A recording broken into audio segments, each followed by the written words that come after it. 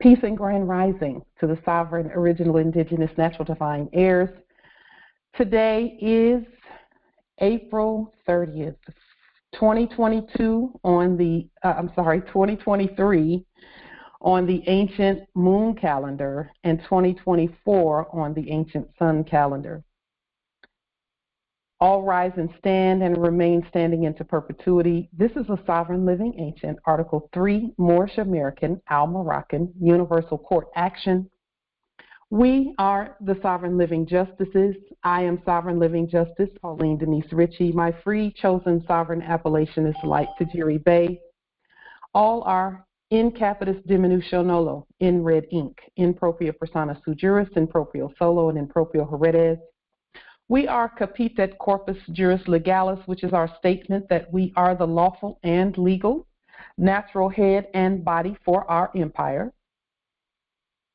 All Moors are the original indigenous, sovereign, ancient, Al-Moroccan, Moorish American ascendants of the great pharaohs of Kemet and of the ancient Moabites and Canaanites. Our full faith and trust, our allegiance, our credit, and our energy are hereby vested in ourselves, for we are the people who are the original indigenous, natural, divine, sovereign, ancient empire state for Morocco. We're the de jure Moorish National Republic federal government. We are ancient Washington District for Columbia. We're the Universal Moorish American Consulate and the Earth-wide Article 3 Moorish American Consular Court. Today, we are exercising the law by our sovereign status, which is the original indigenous, natural, divine, sovereign, ancient, Article 3, Living United States District for Columbia Court, and we are the fiduciaries, creditors, executors, trustees, ministers, possessors, and titled beneficiaries for this cause for action. We are peace. We are one nation, one state, one empire, and one God. We hereby recognize ourselves and accept our own sovereign ascension. We've issued a universal creditor's bill for possession and custody over all land, all natural resources, all commerce, and all other property. We, the one true God nation, are not at war, and we hereby exercise all eternal, ancient, original, sovereign rights at this time and at all points in time, nunc pro tunc.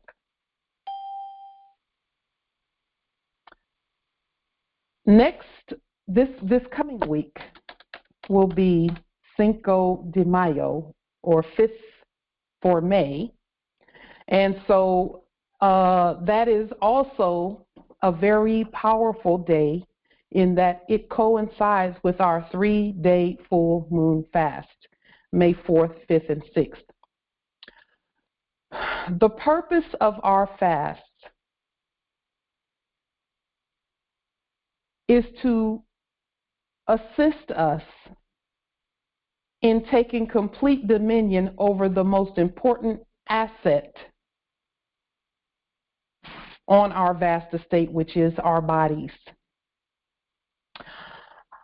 Fasting assists us in preparation for abundance, because in reality, all that we are doing is making room for the abundance that is already here by way of our vast estate.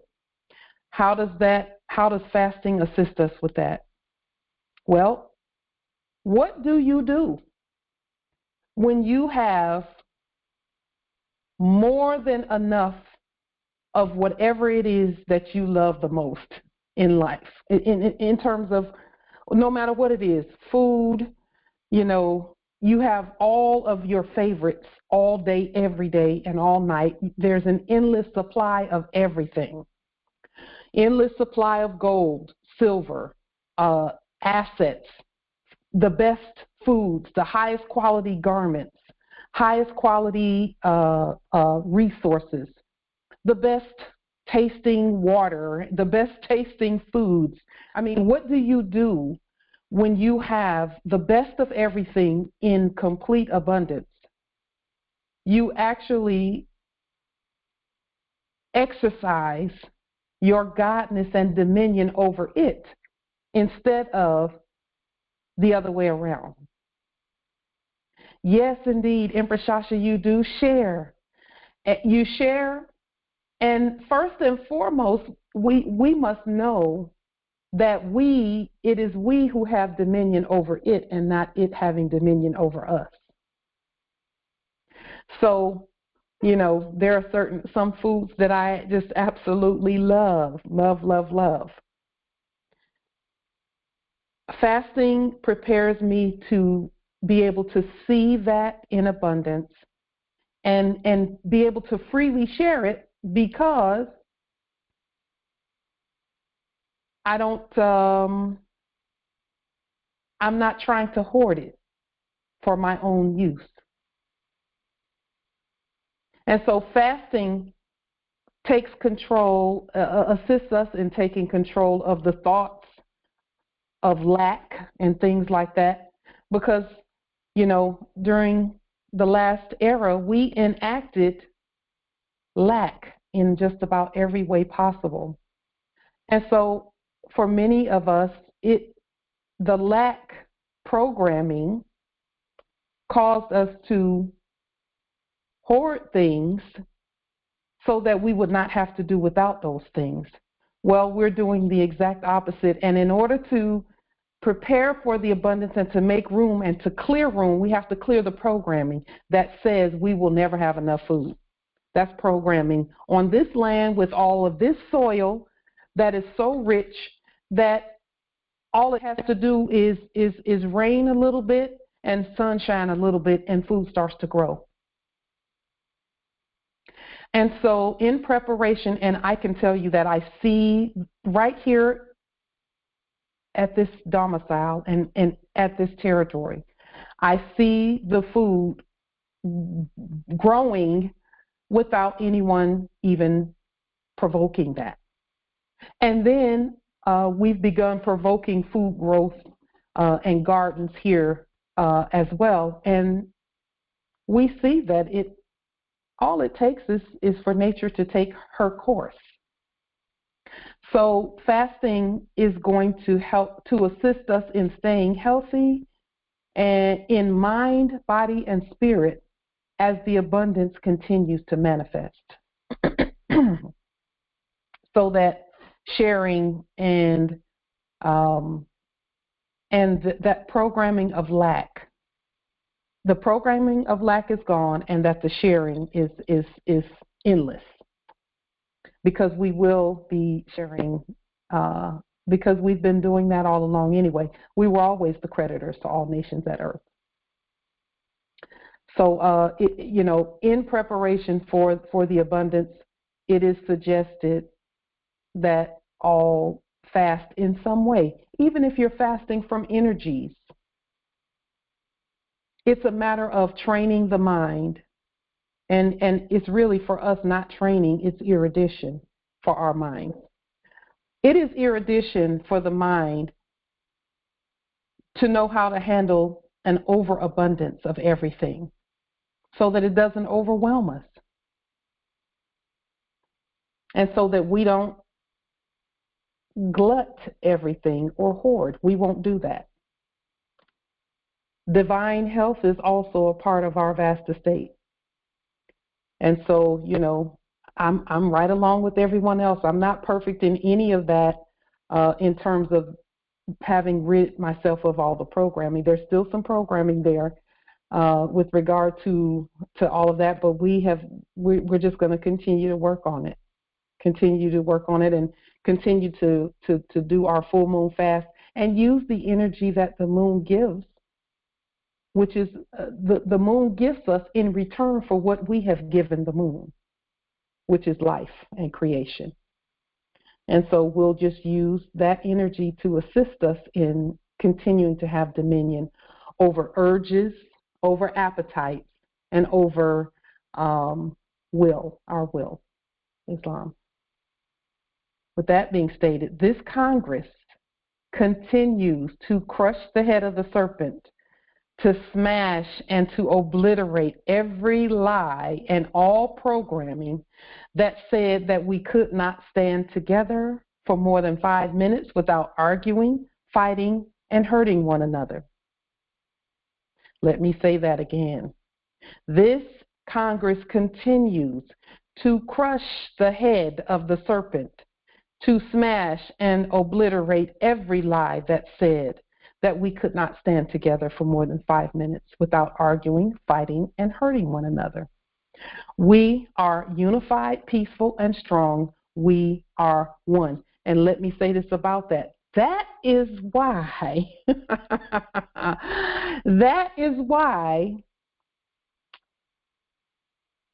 subjects in the office of court jester keep showing up. Because if we're not fighting among each other, which we're not, then where is the resistance? Where is the opposition to what we're doing? We can do anything. We can move quickly and get it done because we are all on one accord. Does that mean we don't disagree? No, that's not what that means. It just means that we can disagree peacefully with one another and still keep moving and rising and going forth. We can disagree. In fact, great minds don't always think alike, but because we are the one mind and the one God, we have the basis for unity, which is no matter how much we agree or disagree. Number one, we're going to honor and respect one another's divinity. Number two, we're going to never let disagreements close the door on us communicating with one another. And number three, we're always going to keep the goal in mind and the focus in mind that this is the grand rising of the whole earth and that they're watching all of us, and how we get along with one another, because the full faith and credit that they put in the heirs comes from the fact that they see us getting along with one another and agreeing and even disagreeing in an articulate, intelligent manner, and supporting our disagreement. If there's a disagreement, just show where does it say this, and let's come to some agreement or some agreement to disagree. So law-based support for the things that we say and do and state.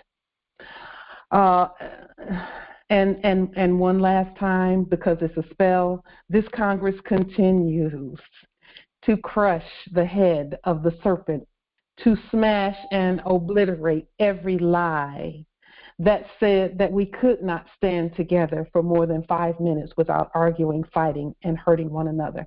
We love one another. We're not going to argue, fuss, and fight and hurt one another.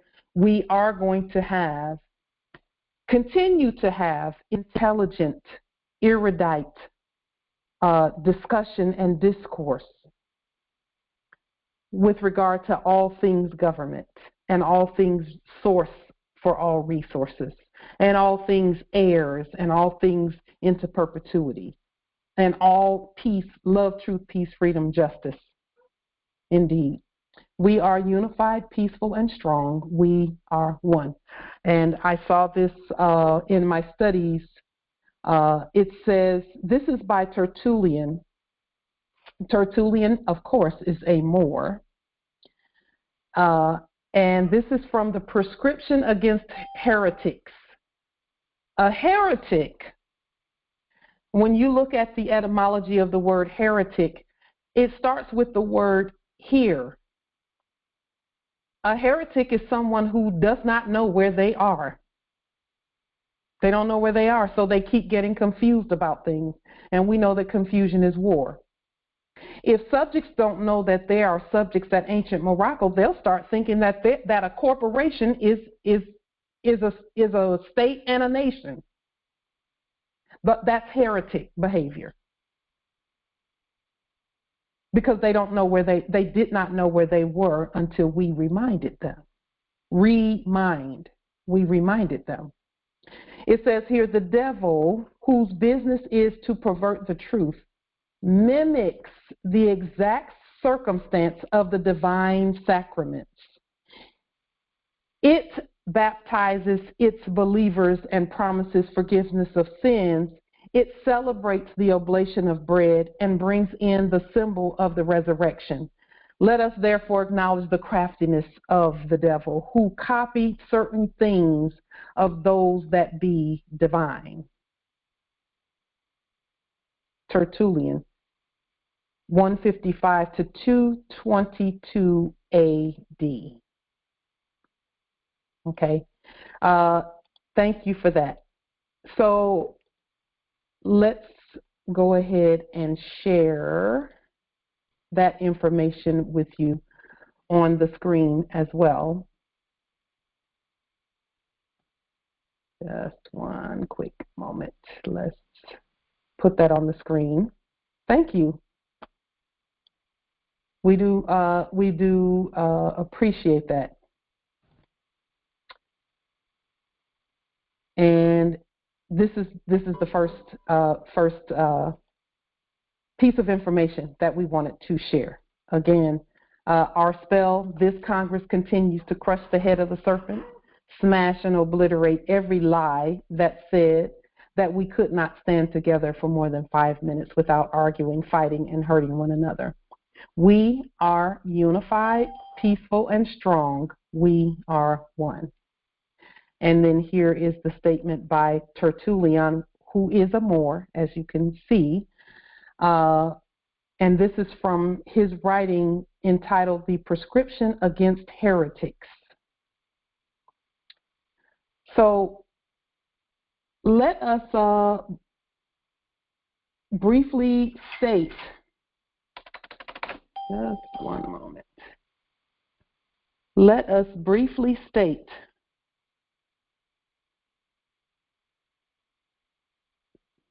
here that, just one moment.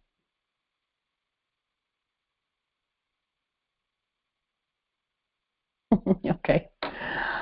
Divine prosperity is granted by the works of our ancient sovereign hands. We are building, we are master masons, creating a new heaven and a new earth that we reign and rule over. So Ma, sons, mothers, and sons, creating a new heaven and a new earth. So when we talk about divine prosperity, we are literally creating that for ourselves. Now, the land, again, is in abundance mode, and I wanted to share with you briefly the best strategy for abundance mode, because we stated before that those who are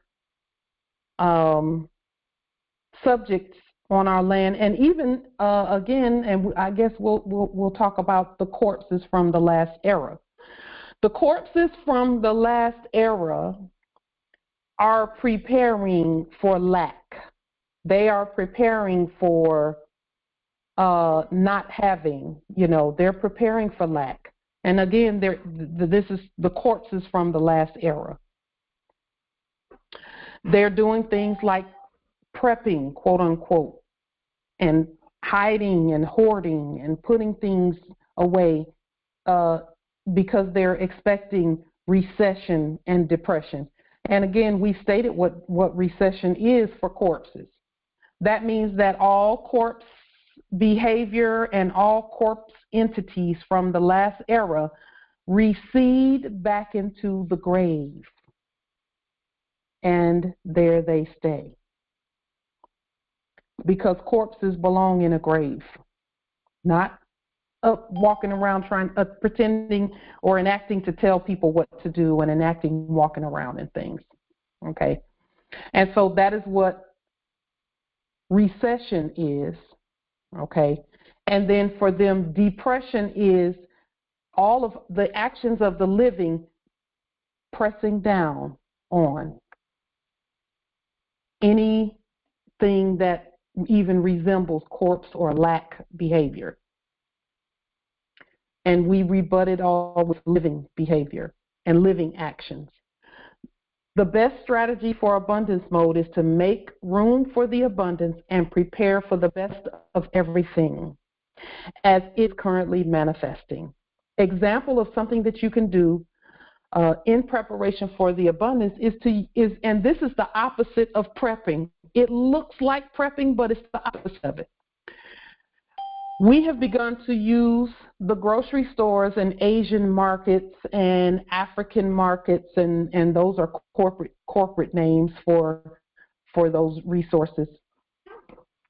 But we're speaking in terms of living names. We use those grocery stores and Asian markets to harvest fruits and vegetables such as yams, cucumbers, tomatoes, and whatever that have seeds in them to grow our own. Okay? This can be done regardless of where you domicile. You don't have to have 5 acres or 50 acres or anything like that. That can be done even in a one bedroom domicile, because it can be done, we start all of our stuff indoors for the most part, and then we take it outdoors and set it on the patio or wherever it is that you can get those things done, or, in our case, we do it in the backyard. For those who cannot or are not inspired to do so, don't worry about it, because you're still not going to lack anything. You have a different mandate regarding making room for the abundance that is looking for a home. So the abundance and the energy that we have, that we are the chakras for. Each one of us is the chakra that has ushered in this abundance energy and this living energy. And we've let so much of it into the earth, and that energy is now looking for a home. And so we must create this home. Okay? We're creating this home, and as we create these places for abundance, because as you know, nature abhors a vacuum, and so we're creating the space so that abundance can come, and then we're creating the conveyance method by which the abundance comes, so that nothing else can fill that space. We are that home for the abundance that we're creating. Okay?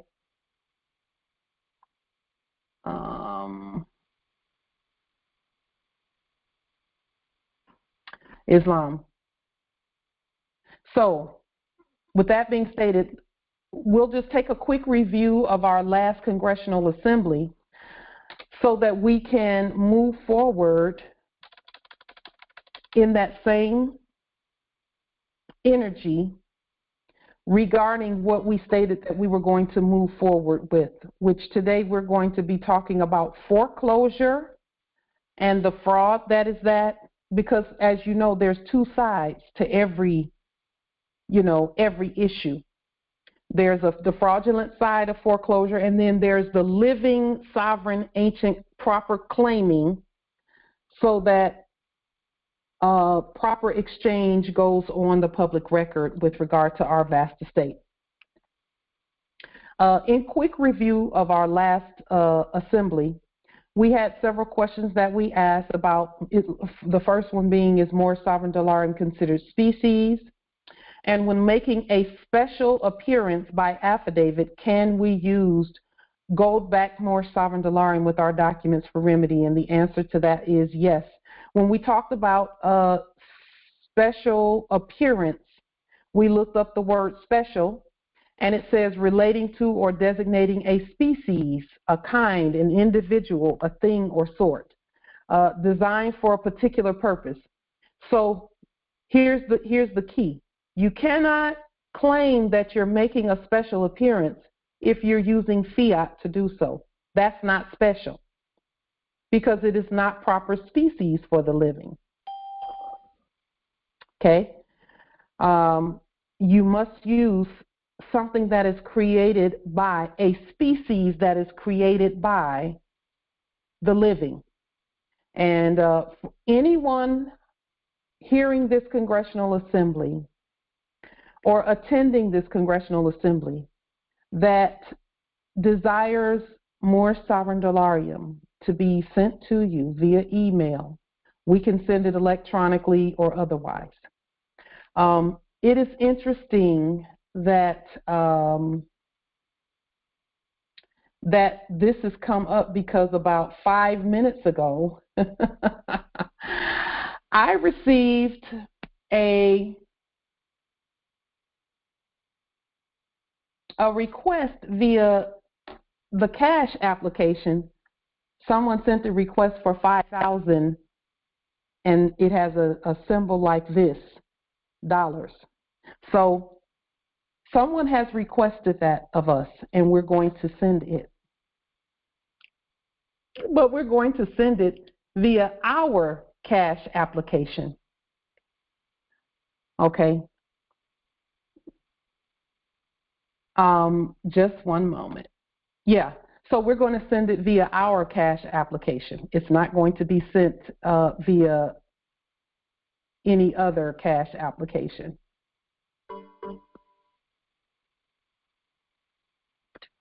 So what we are going to do at this time as well is open the meeting so that we can all speak, since we've, just one moment, since we have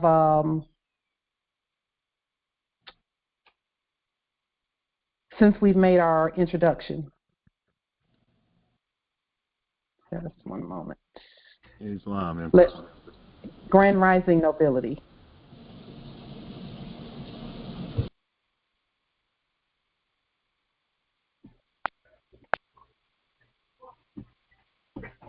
Just one moment. We want to open the meeting in terms of everyone being able to unmute. Islam, Empress, can you speak on that symbol once again? Yes. Yes. So the symbol that the cash application uses, and some people just call it Cash App. Just one moment. Cash App is an abbreviation of the words cash application. And what did we say about abbreviations and how we can speak to resources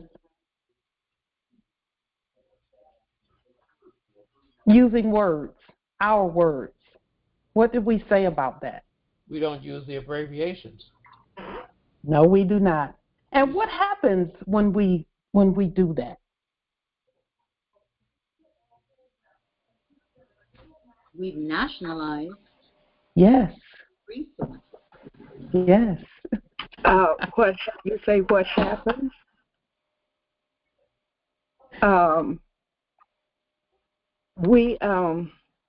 When we take out the abbreviations, it goes back to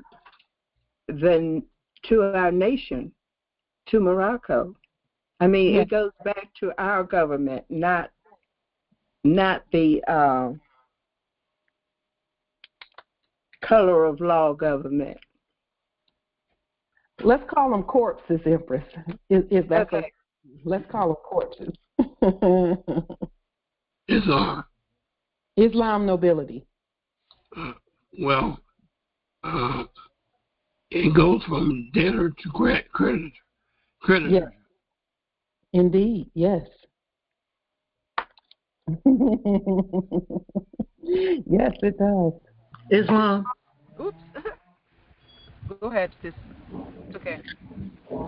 We elevate the Yes. resource to our jurisdictional authority. Yes, indeed. Yes, indeed. Islam, piggyback on the land. Just one moment, nobility. Empress Cynthia she had said something. Go ahead, Empress Cynthia, and then nobility. You can go after Empress Cynthia. Thank you, Noble. There's no misunderstanding. We know exactly what the word is. Yes. Yes. Go ahead, nobility. Also, it ties to the tectonic plates, the land. Yes. Tectonic. Yes, not Titanic, tectonic. Correct. That's good. Indeed. Indeed, indeed. And Empress Rosetta, yes, we are recording. Indeed. So, well, and what does the word cash mean? Because It's there. So there are no coincidences.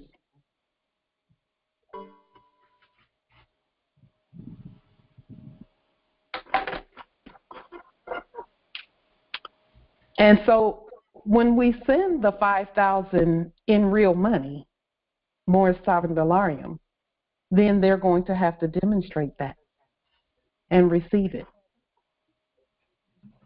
So now, with that being stated,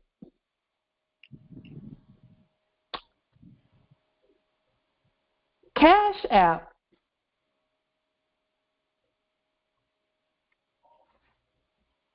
is also, what does Cash App have that tells you that it's a court that you're speaking to? What is it about Cash App that tells you that it's a court that you're speaking to, based on what we stated in our last Congressional Assembly?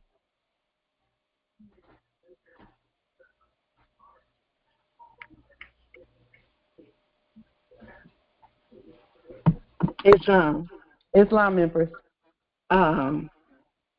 Appropriations are exchanged there. Yes, indeed, indeed. What is it about those appropriations that are going to direct it to the right place, though?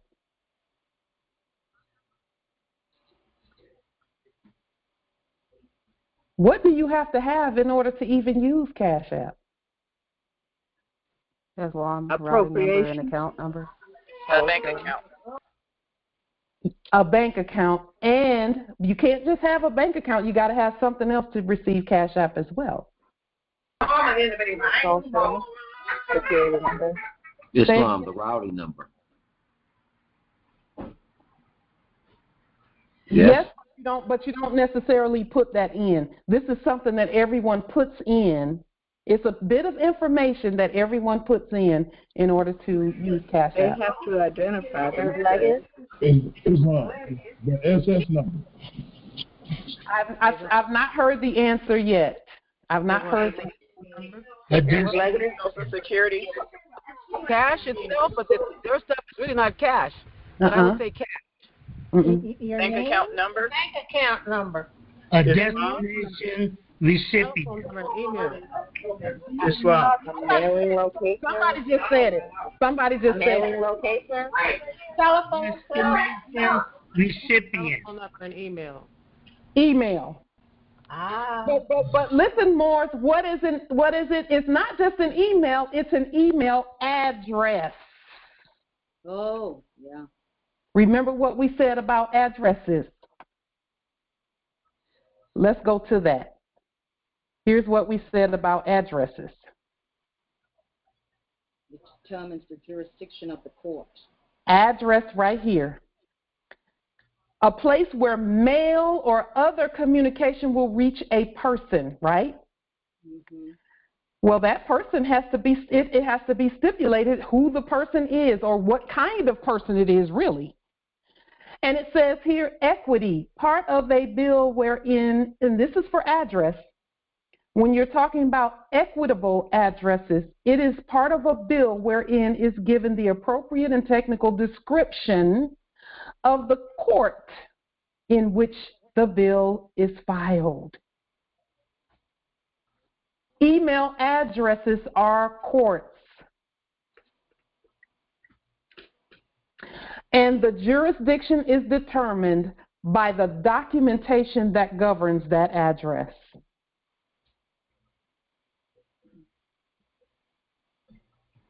So, Islam, so longitude, latitude is part of that mechanism, correct?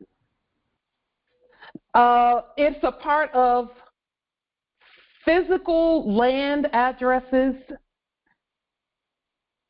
and then the equivalent of latitude and longitudinal addresses where email is concerned would be an internet,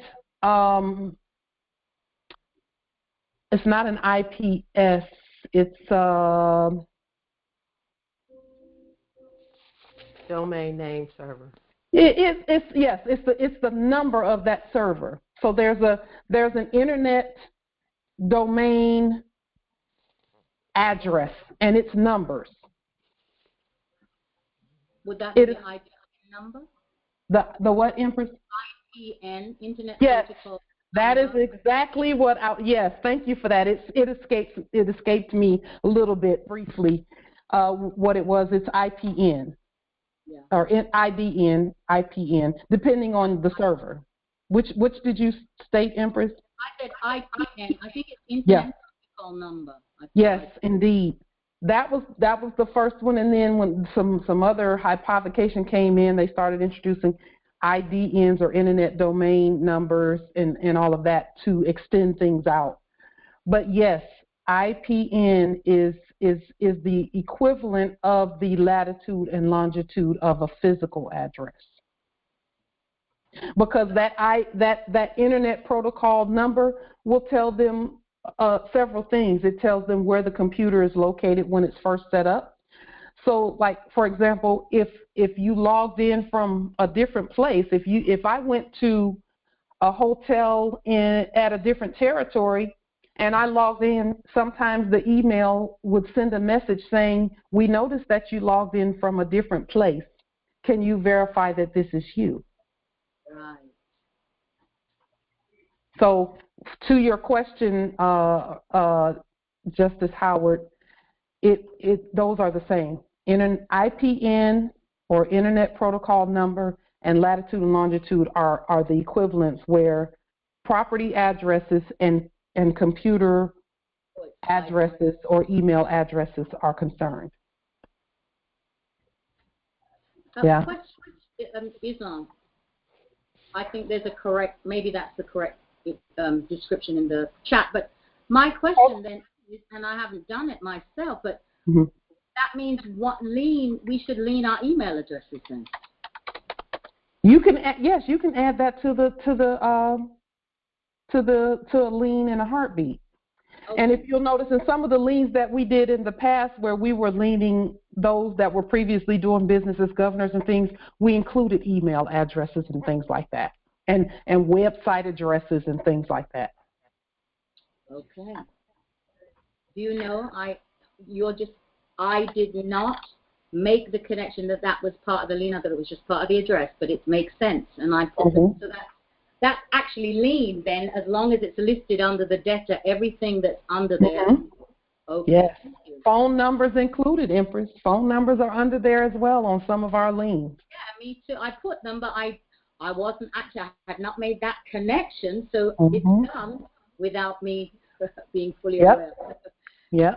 So, okay, the spirit knew, Empress. The spirit knew. Yeah. Thank you. Now, let me say this too about that, Empress Shasha, and also Justice Howard and those who've put this in the chat. Where it says IPN and some say that it means Internet Processing Network, others say Internet Identification Program Number, and others, and Empress Shasha said Internet Protocol Number. That is why we don't use acronyms and abbreviations and things like that, because every time that there was a hypothecation or an attempted or an enacted hypothecation, that stuff right there would get in the way, and they were worming their way so that when we lien, they thought we would miss something. And that's why we said from the very beginning, all agents, principals, heirs, assigns, and any derivatives thereof. And that's why we didn't go by that. So it means all of those. Everyone is correct. It just depends on who it was that was claiming that. Everyone is right. So we had to. They attempted to be a moving target, but we're very accurate. That's the archer aspect of us, the Sagittarian aspect of the Moors that we all have in us. Is we are very exact and accurate and perfect when we aim for something. We hit the target every time.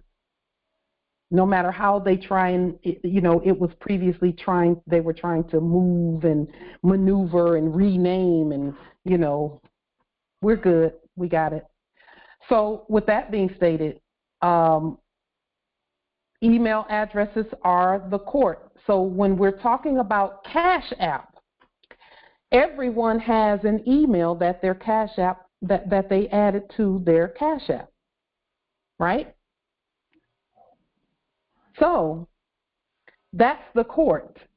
And that's why the termination of corporate contracts and putting the real contract in place makes it so that we can use cash application, because really, again, they never had any real cash in the first place.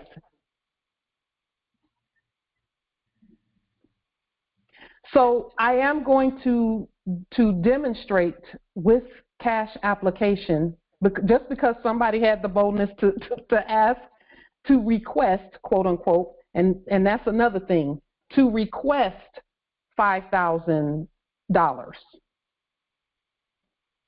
They requested $5,000, so we're going to demonstrate Delarium with that and with cash application.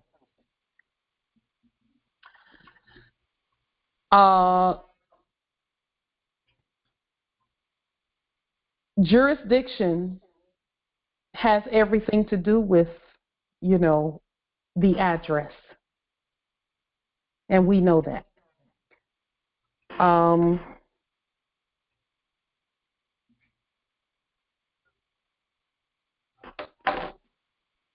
Your mail come in all uppercase names, and you are the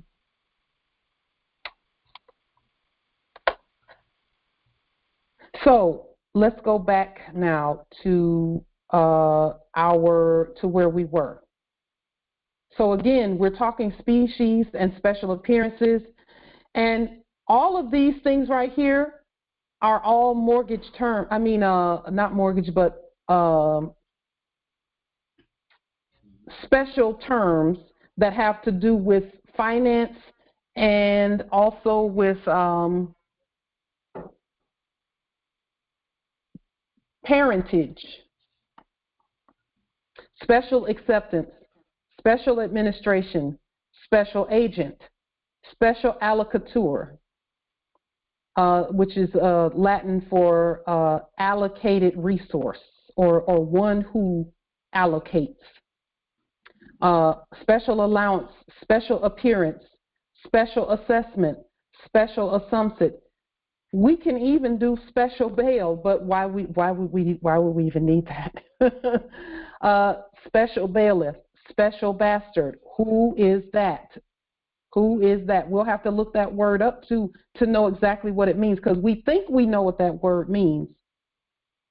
But whenever I look at the word and the etymology and the root word and the suffix added to that root word, or the conjoinment of it, I know it doesn't mean what we thought it meant or what we were told it meant.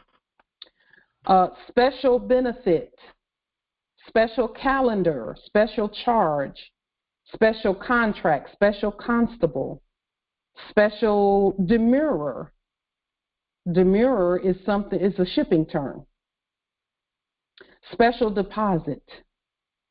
And we talked about special deposits. Special injunctions, special issue, special jury, special legacy, special letter of credit, special license, all of these things, special master. The term special master came into play just one moment. Let's see.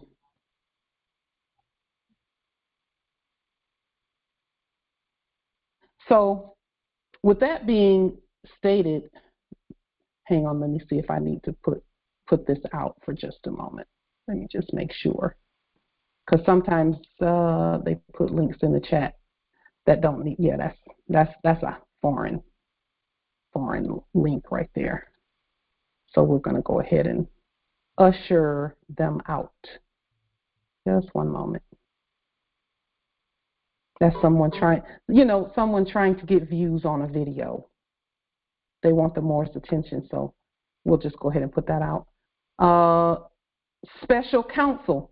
Ooh, that's a good one, Justice Travis. Special counsel. When the term special master came up, because the subject previously doing business as Donald Trump, they were stating that he requested a special master be over the legal court, quote unquote, actions regarding Mar-a-Lago and the documentation and things like that. There was a request for a special master, and we know who the special masters are. The only masters are the Moors. So with that being stated,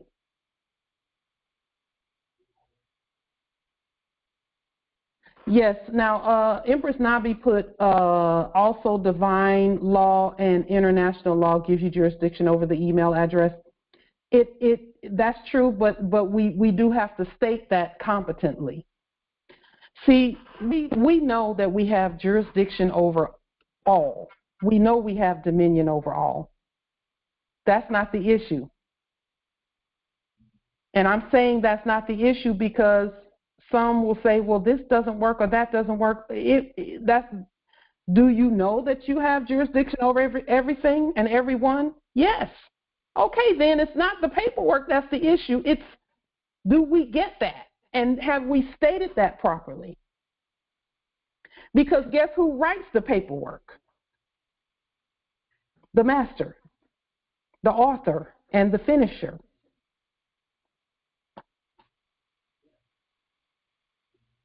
So let's now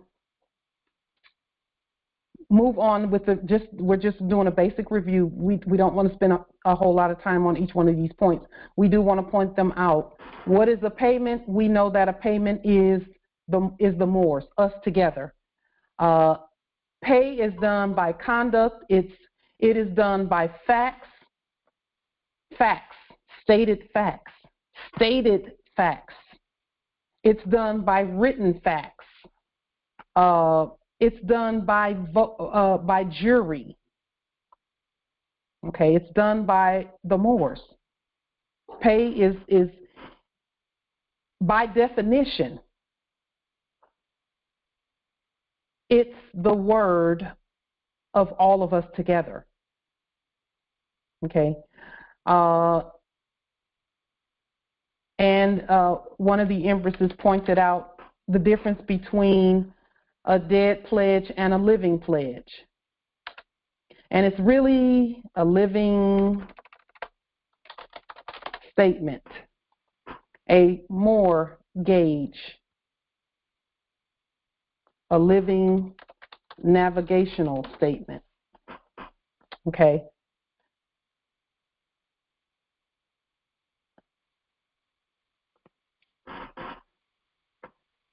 Because I did see something with regard to pledging.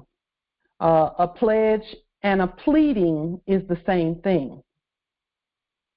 In other words, and we know we don't do pleadings because we're the court. Why would we plead to ourselves? Pleading and praying are the same thing. And that is why, and those are things we do not do, because who would we pray to when we're God? And when people pray generally, always, just by virtue of stating that they're praying, it means that they're on their knees. And we don't get on our knees for anything or anyone. No need. There's no need for that. We don't have a need. Need and being on your knees is the same thing. We have no needs because we are the all. We just state that properly and put it on the record. Last Congress, we talked about the symbol for the World Bank and all of that. And this is where I want to stay for just a moment. The Living World Bank is actually a United States bank. And that bank, we have superior and sovereign say or authority over all banks in reality, simply because we were the largest provider of capital for all other nations. In other words, all other nations had to get their capital from this land here because the resources start here. And when we say here, again, the Moors that are at the other territories and other lands, you are one with us here. And initially, we all started out here first, and then we were scattered. That's the story of the chosen people being scattered all over the earth. And I want to explain that scattering for just a moment, because it's very clear to me why that had to happen. The scattering of the nations was a good thing for us in preparation for our dominion over the whole earth. We had to be scattered out first. Empress Shasha and her ancient ancestors had to be scattered out. Justice Kansu and his ancient ancestors scattered out. We all scattered out. I scattered from Michigama territory all the way to over here. We had to scatter out in preparation for our dominion over the whole entire earth. There are Moors who scattered out to Japan territory, to Thailand, Indonesia, Africa, the 7 continents, the Mariana Islands. There are Moors everywhere, just like it was with our ancient ancestors. So our ancient ancestors were everywhere first. So they scattered first. And then they said, okay, let's bring some subjects in, and the subjects will do what they do. And then we'll scatter our heirs as they come, which is us, and we scattered out again. And that was in preparation again for our dominion over the whole earth. And that's how I know too that our number one, our ancestors didn't go anywhere, and number two, we have dominion over the whole earth. The scattering was the decentralization of the nations, of the people. And it appeared to be decentralization. In other words, we were all centralized in one place at first. And then we said, okay, let us scatter out. So decentralization happened first, the scattering. And then wherever we were, because our ancestors were there first, we assimilated, we integrated, quote unquote. There was some amalgamation, quote unquote, by way of the 7 capital mountains, followed by, and the capital mountains were, we assimilated into animal husbandry schools. We integrated into animal husbandry churches, quote unquote.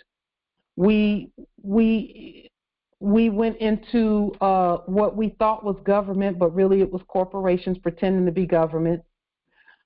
What else? Entertainment, erudition, education, government, just all 7 mountains where capital is created. Okay? And so for each of those 7 mountains, there had to be some document that was capitalized. And so that was what was part of the Mothership strategy, was for us to go to these different places and fit in and just assimilate with what's there. Because see, had we shown up in these places in our God status, it would have just, yes, indeed, it would have been all of that. Yes, what you all are putting in the chat is that's how that was part of the strategy. And some may not like that was part of the strategy, but it was, and you'll see why shortly. And then once we assimilated in and all of those around us felt comfortable with us being there,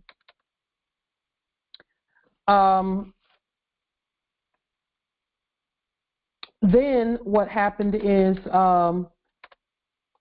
slowly we began to awaken to who we really are. Okay. Yes, and even marriage, quote unquote, instead of matrimony, we did marriage, and instead of the nobility, we did families. And we know when we look those words up there, those words are subservient words to the nobility. Okay, so that was part of the fall. Marriage and families is part of the fall based on the definition of those words. Family means servant. Okay, and marriage was a corporate contract as opposed to matrimony and the nobility in our clans. So, and then each of us, as we had assimilated and integrated, quote unquote, to whatever degree that was done, then we began to have our awakening events. Each one of us had a different awakening event. That was followed by eventual ongoing self-recognition of who we are by way of erudition and demonstrations. Then that was followed by the ongoing special or species recognition. So now between self-recognition and special recognition, what's happening is we're realizing that we have our own everything. Special and species recognition is our recognition of one another who have the same ancient bloodline and birthright, and saying, hey, wait a minute, you're Moorish too. Oh, you're a Moor too. You're a Moor too. You know, and then demonstrating that together and the erudition, and that is followed by complete dominion as all of the territories network, coalesce, knit, work, and build together. So what does that look like? The mothership strategy looks like this. This is the scattering of everyone. Okay?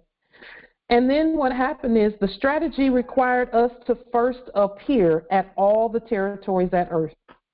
So we left here and appeared at all the territories. Usually in small numbers at first. We appeared to be and enacted being blacks from all levels of society, to include we enacted being educated blacks, we enacted being working class blacks, we enacted being uneducated blacks with tendencies that mimicked criminal behavior. We enacted being religious blacks who were so sanctimonious and sanctified in a religion where God was outside of us, supposedly. We enacted all of that and more, etc., etc., etc. Okay? And different ones of us enacted different parts of these at different times. We enacted this appearance so as not to alarm anyone nor anything and to spy out the land. In other words, while we were in our sleep, we were enacting being asleep, we were looking around going, wow, these finer things in life register with me. That resonates with me. These higher energies and frequencies resonate with me. And then none of us knew the true reason why we appeared at the specific territories, but our ancient ancestral spirits knew. So while we were in corporate Rome, we enacted corporate Roman acts and theaters to include fake courts and all of this. Then, through trauma, we began to awaken. Seemingly randomly and at random times with differing degrees of information in various ways and demonstrations. We began to find out that we each are gods at Earth. Without humanly knowing about each other, and I say humanly because it is only in our human dimension that a thing can be unrevealed. to us because we know it all in the spirit realm.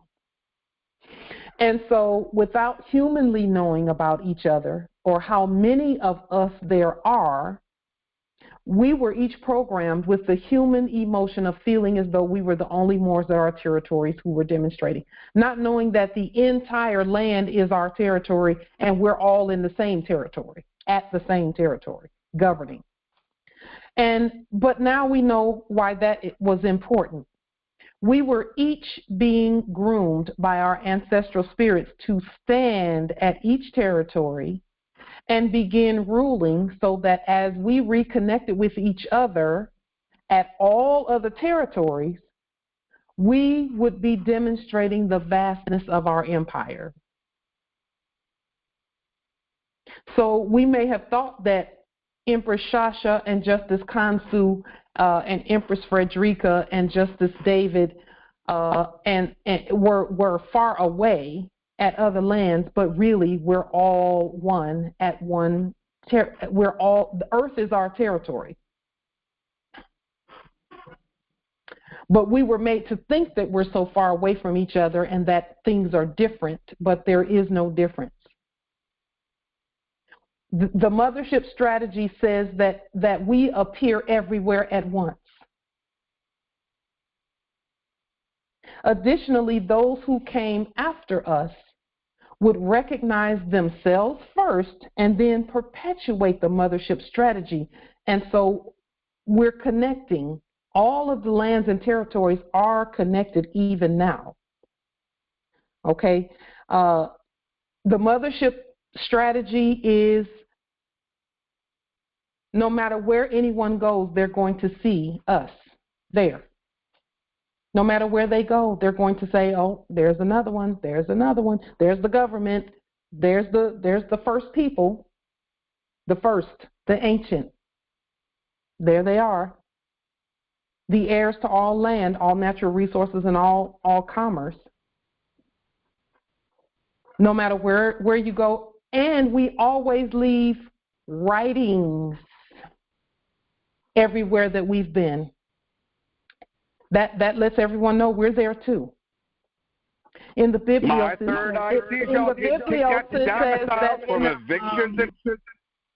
in the Biblios, it states that even that if you go to the ends of the earth, we're there. And for some, even if they lift up their eyes in hell, we're there too, governing.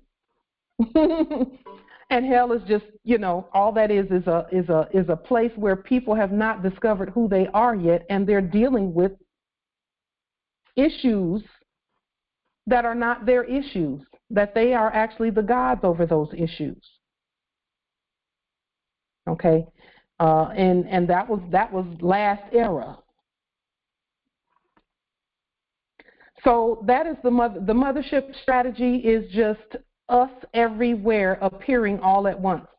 When we first stated that everyone used the same letterhead, everywhere that subjects looked, they saw the one true God continuing to make special appearance by our special documentation. Our species kept showing up.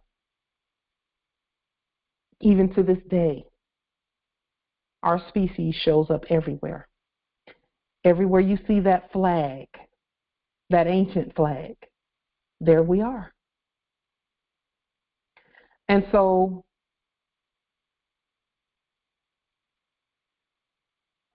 we wanted to, we went over that briefly, and we wanted to just put a little more energy on that. Yes, we are the land.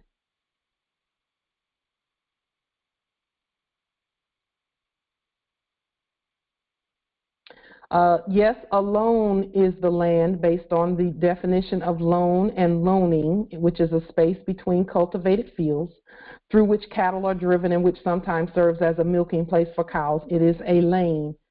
Okay, so that is, a loan is land. Full faith and trust means that it's already done. We found that out.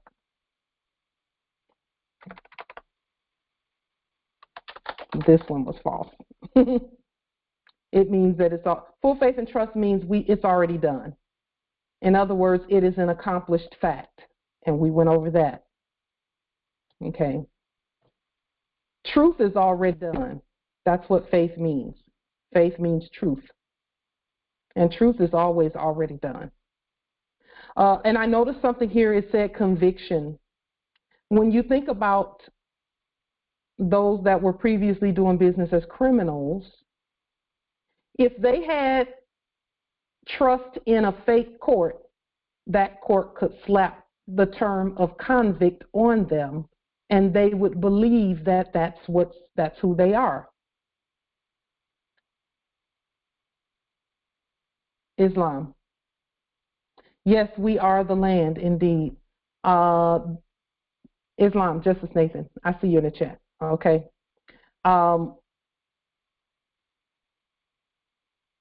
We also pointed out that a promise is actually already something that's already done as well. A promise is performance or a grant of a thing promised. So again, we're talking about the promised land. We're talking about promissory notes being not the proper, promissory notes are not the proper documentation. And that's going to bring us to our topic, our subject matter today that we really wanted to we're going to be putting some emphasis on this process so that we can continue to smash and crush this process. Entry points for foreclosure.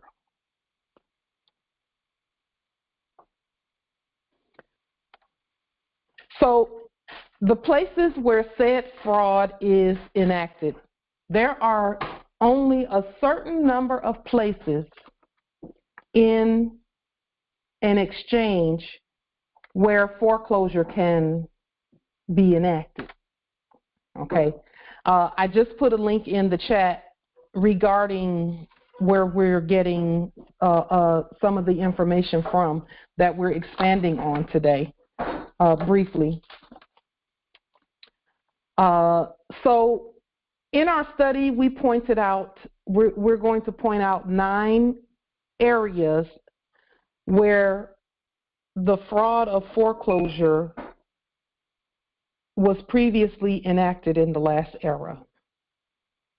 Okay, and keep in mind that there are some people whose mind is still in the last era, and so they may think that a quote-unquote foreclosure is real, or that can be enacted on them. As long as their mind, as they've chosen to have their mind in that last era, then that may be true for them. At any time, they can wake up and say, that was last era, not this era. Okay? So now, entry points for foreclosure. The very first entry point for foreclosure in my study is when frauds foreclose upon their corporate deed of trust, which is a lien or interest on said deed of trust. Deed and dead and debt and death, when you're talking about corpses and corporations, are all the same word. All the same word. Deed, dead, debt, and death. Same word. When you're talking about corporate deeds of trust, because there's absolutely no trust in corpses and corporations that are not the living. So, can someone in this great and grand Congress, who is a part and parcel of this great grand Congress, state what the remedy is regarding, number one, an attempt to enact a foreclosure on a corporate deed of trust? Can someone state what the remedy would be based on what we know about all that we stated? Using our gold delarium. That's one of them, yes, delarium. Yes, indeed. Islam.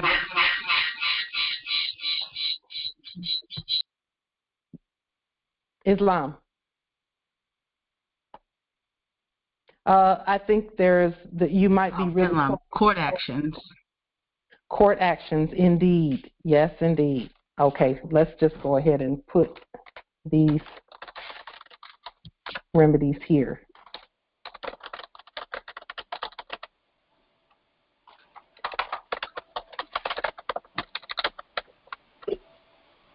Yes, indeed. Lien. The lien. Yes, indeed. To both of you, indeed. Universal Commercial Code 1 lien. Anyone else? Any other remedies? You could pay it off with delirium. And Empress, you could pay them off with delirium. Islam, that's the first one up there. That's the first one listed there. Okay. Well, Islam. I believe just levy, Islam. Okay. Islam a writ? What type of writ? In great writs and more so, it's the one we choose. Go on with, well, it would be a bit of well, it depends on what what it would be to choose the right lien for that process. So, let's put the certain great rates and choose from one for the process that would be useful. Okay, that is very, very.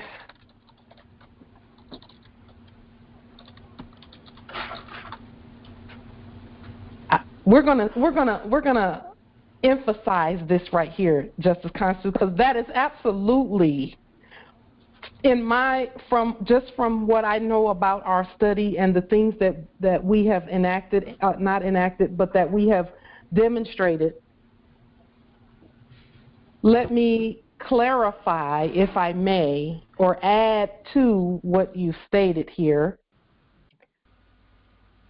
which one to use. Or which, because you can combine any of the 13 great writs with one another, or you can make one writ be all 13 of them. But you don't really want to do that unless you know exactly what each one does, because the 13th great writ will nullify all the others, because it states there's no remedy and it gives a final judgment. However. And the 13th one is not really what we want to do. However, I see some things in the chat. Signature, allodial title, arrest warrant, writ of sire facis, writ of discovery and quo warranto, writ of salvus facius. Okay. All of those are correct depending on the what you're stating. However, there's a little bit of background noise coming from one or two of the lines. A little bit of static coming from one or two. So you can take any of the 13 great writs, and I would say actually probably more so the first 10 or 11, and have that writ be a restatement of the deed. This is going to be one of the most important moves that we demonstrate, all of us. Restatement of the deed from it being dead to being a living document, a living trust. Justice Sorhai, you can find the 13 great writs in Google. So you can do the study on what they're like. And there's more than 13 of them. The 13 is what our courts focus on because those are the most powerful and preceding writs. So all Moors are encouraged, and again, we say encouraged and we say we make these suggestions, but in reality, this is not our opinion. This is actually the law, that all deeds of trust are to be restated.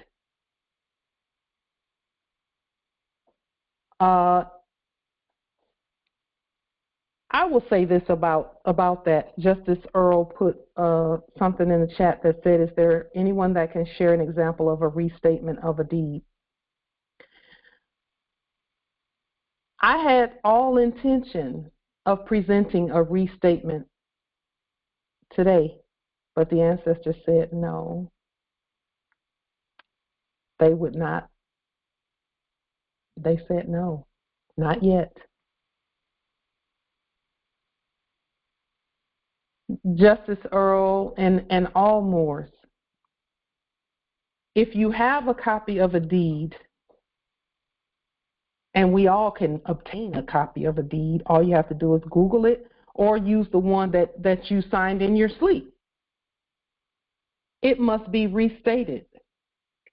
So what do? You scan it in, and based on your study and what you can demonstrate, you change the language and you add red lettering and blue lettering and purple lettering to now, and the lettering, the colors of the letters is the tone.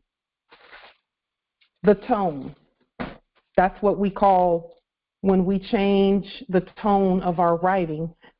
The tone can be commands coming from God, which is red. The tone can be a tone of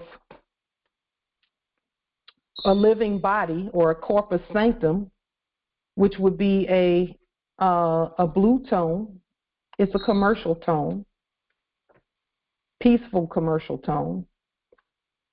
You know, or if you're doing purple, that means that you are speaking in a royal tone to royal subjects.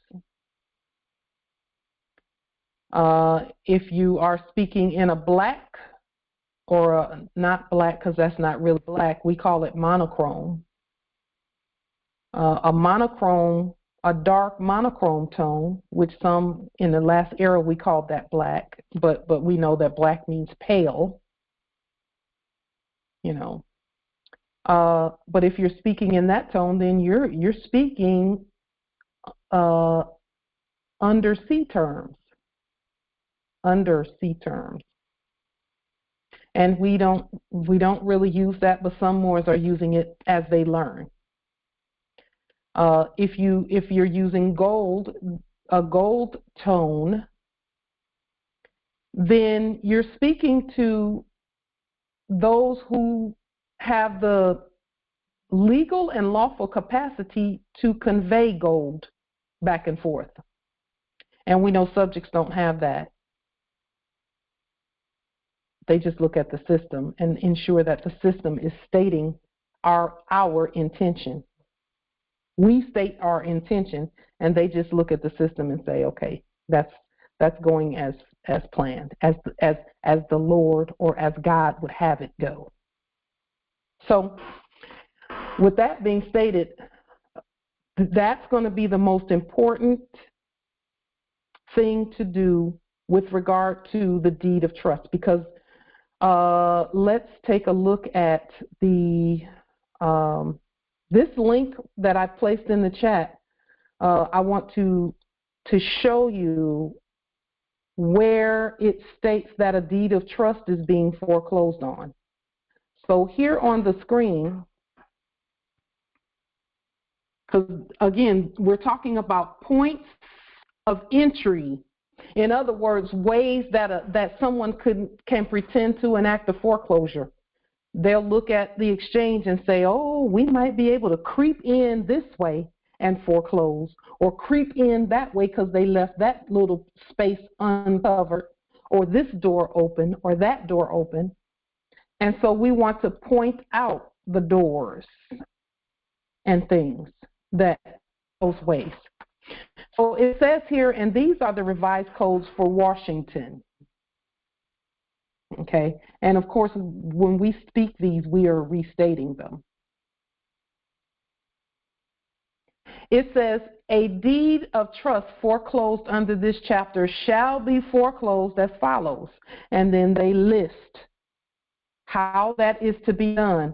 And what did they do? As we were reading through this list, we were saying, okay, that's a door right there. This is a door. That's a door. This is a door. So we went through this thing and just listed, okay, these are the things that need to be done. This is the remedy for foreclosure.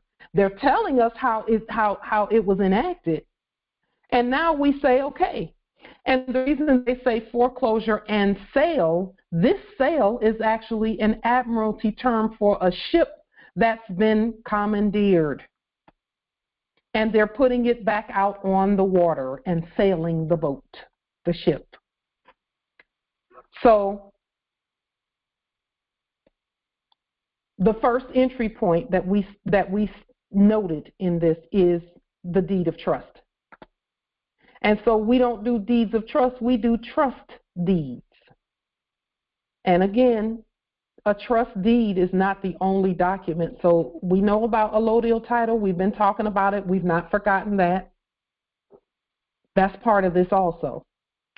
We'll bring that out. But we went just by looking at this information right here as to how it's done, we said, okay, let's make a list so that the Moors will know what to do and what the remedy is.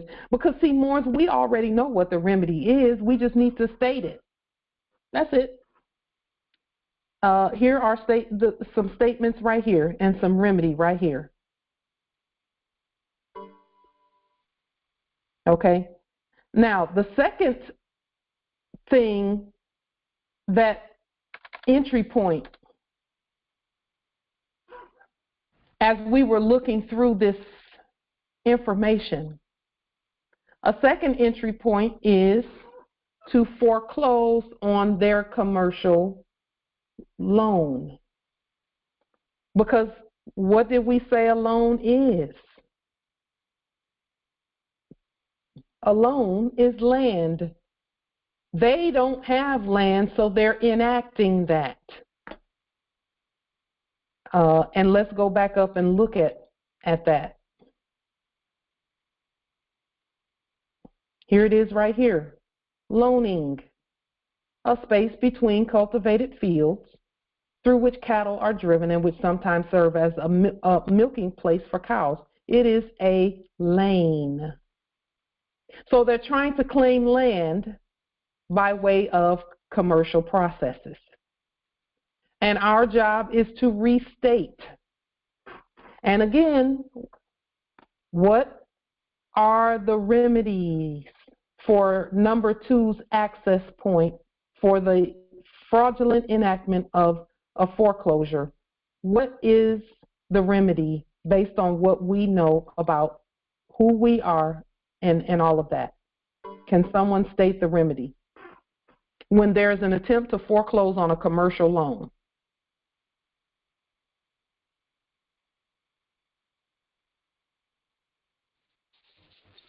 Islam. Islam. You turn the tables and you foreclose on them by giving them the delorium and or sovereign check, and which would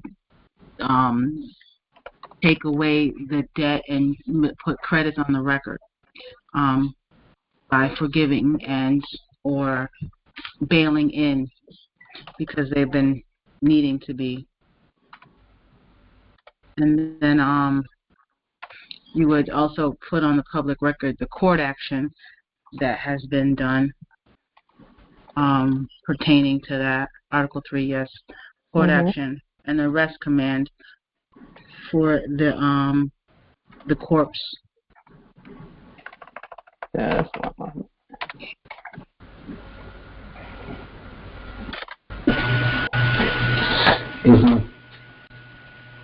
Just one moment. Just one moment.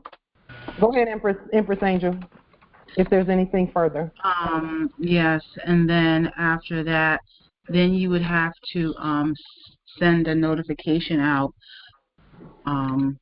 with the lorium that was previously stated. And so... Anything else? Oh, yes, with the court decision. Oh, my goodness, yes, with a ruling. Give a ruling. And that is, okay. I found that is, I do a court action, Article 3 court action, and then an Article 3 ruling. Because in my understanding, when you do the court action, you're calling them into your court in jurisdiction, and you're stating that you are the supreme jurisdiction, and then they can't answer for a capital, and then so you accept their mute for value, and then I turn around and give another ruling, further putting it on the record, like further solidifying the previous court action. So and I find that works. And then taking it to our bankruptcy inferior court and putting it on the record. Those are the things that has been done here, and it's proved successful. Indeed. Article 3 court action and ruling. So all of our court actions should always end with a ruling. And that's for all Moors to note that our court actions should always end with a sentencing and or a ruling. And our rulings are sentencing. And the reason that I say sentencing is because, again, it's about the words.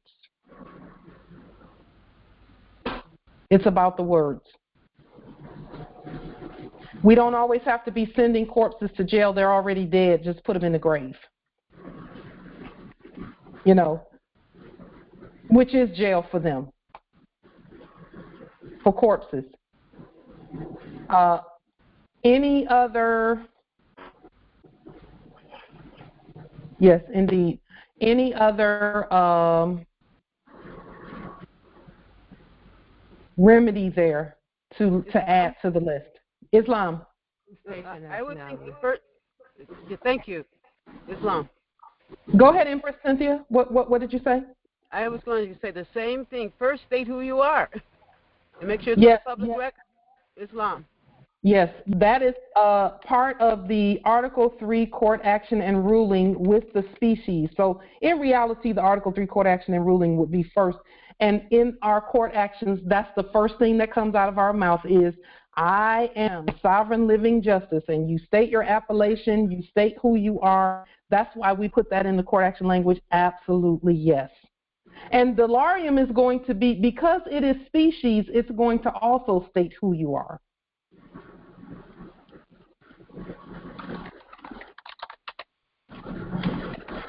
And of course, nationality. Let's just put that here. Indeed. And knowing that you're the court. Additionally, because there's something that has not been stated yet. Islam, Empress. I would transfer it over to my unincorporated religious organization and then enter a decree and do an allodial title. Okay, so allodial trust and title.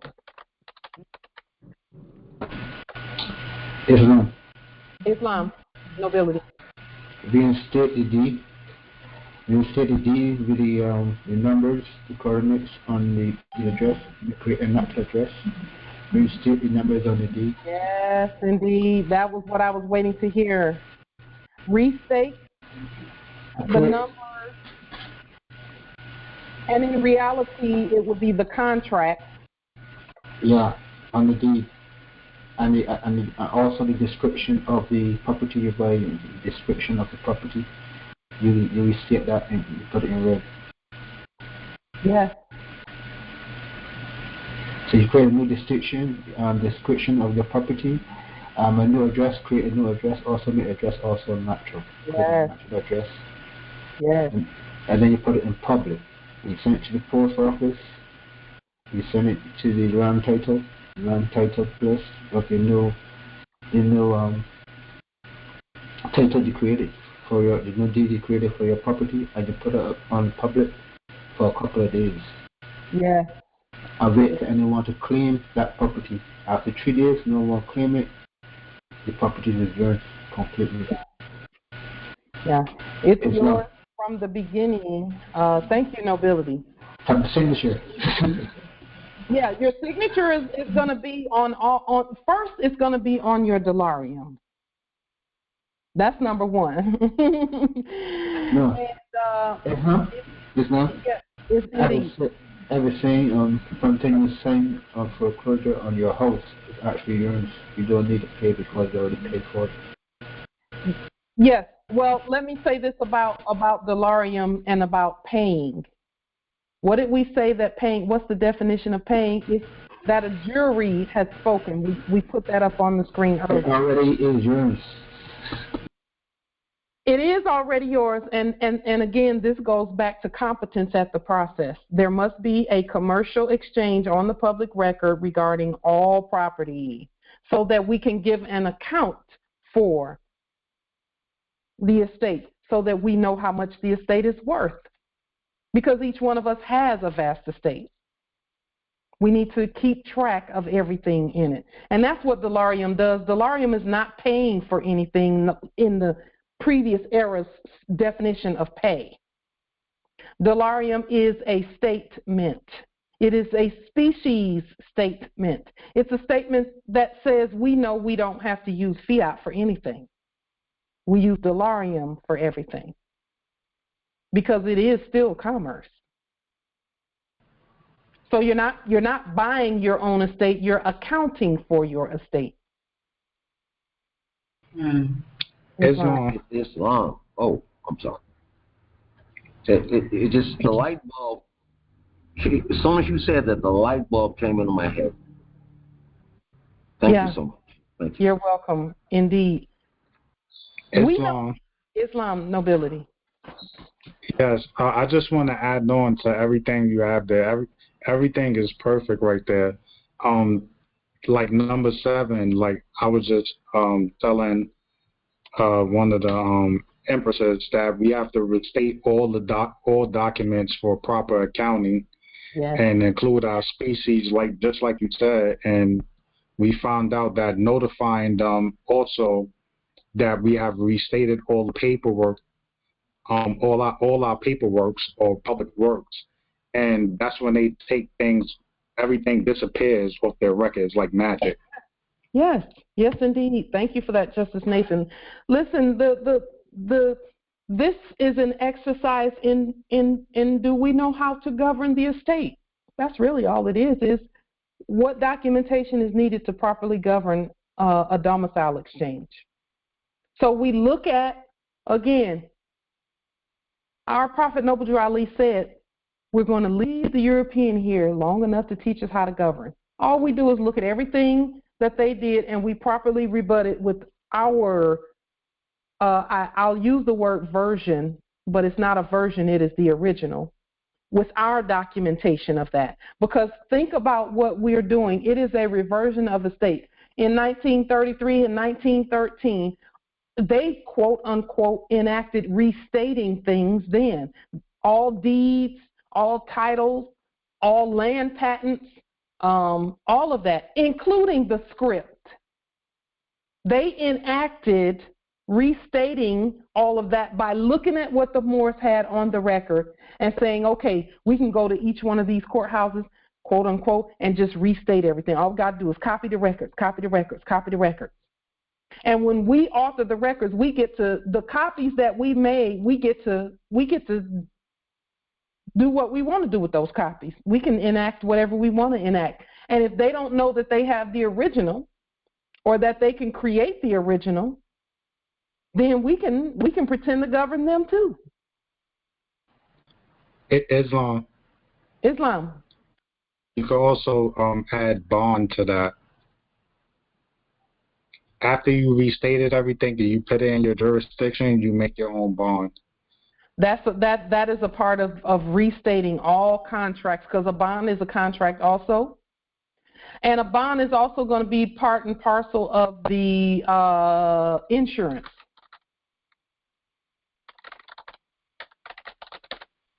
On the property.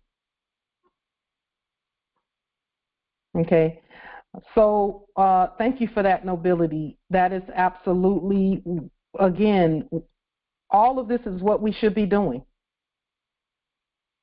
That mountain of paperwork was a colorable mountain, and they call it mountains of paperwork for a reason. Then they'll turn around and say, who has the hill? We have it. We have the real one.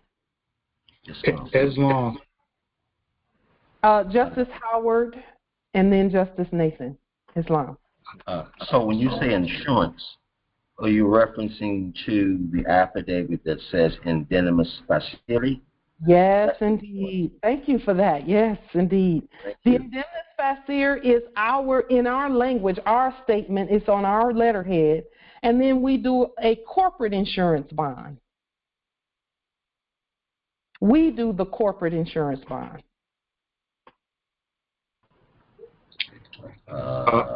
Okay. When you say we do I guess I'm going on all the 40 or 41 docs. You said the corporate insurance bond. Can you be a little? Maybe sure. I missed it. I am happy to do that. Thank you for asking. Allow me a minute or two to pull up. Let's see. I will use. Let's see. I think it's Fidelity Insurance. Okay. So Fidelity. Oh, let me see. Just one moment.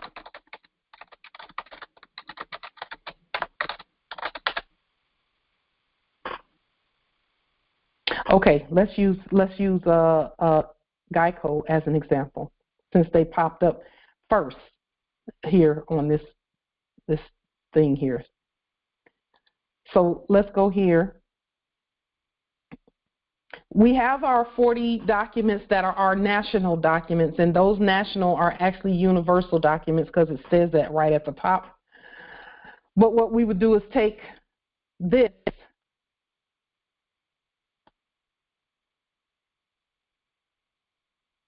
Now, we know what that is, so all we need to do in order to properly state, here, this is what we'll do. At the top of our documentation,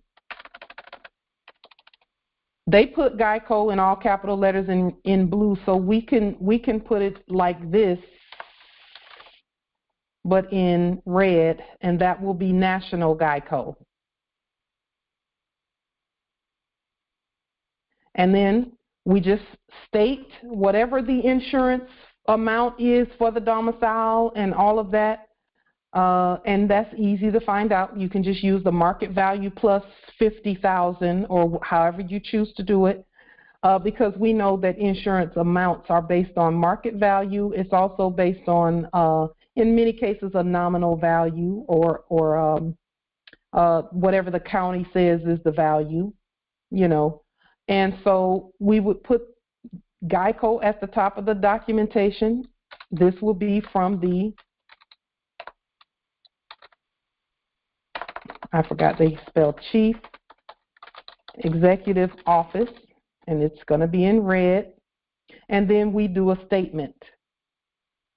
This would be National Geico, because again, Geico and all insurance companies, none of them could do what they were doing without the use of our vast estate to do it. These communication devices, the internet, the television, all of that, the persons that were working there, the paper that they printed things on, the printers, the technology, all of that came from our vast estate. So we're the national GEICO, and we supersede anything corporate.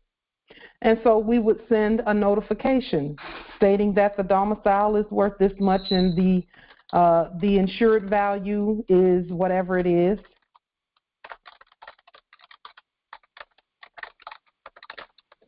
You know, whatever it is. Okay.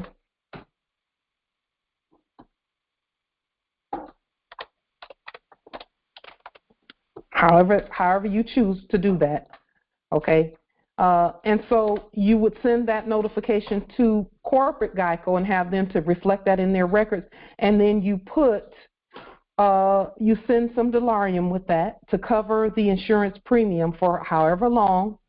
And it's easy to find out what the insurance premium on it would be, because all you have to do is go and Google how much what would be the average insurance for a domicile or a home, quote unquote, worth $195,000. And then you include that in your documentation that you send, and you notify corporate GEICO to correct their records.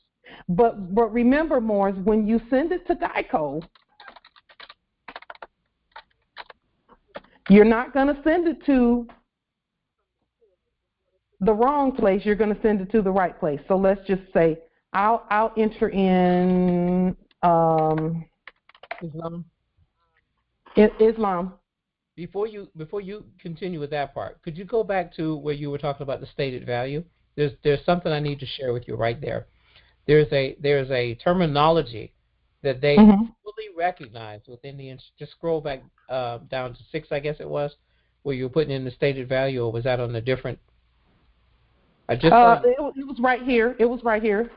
Oh, okay. Stated value. Yeah, you want to use that. That's the actual term.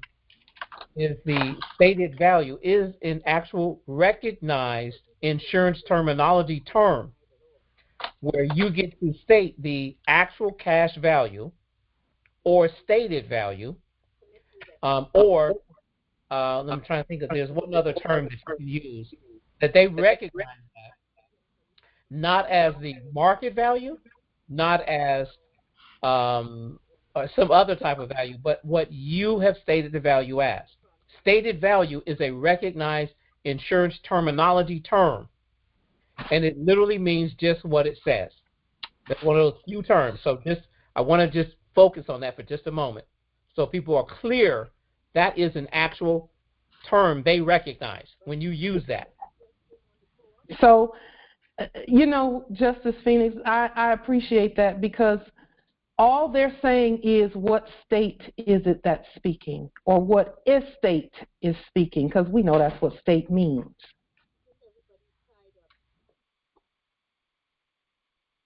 State and estate, same thing.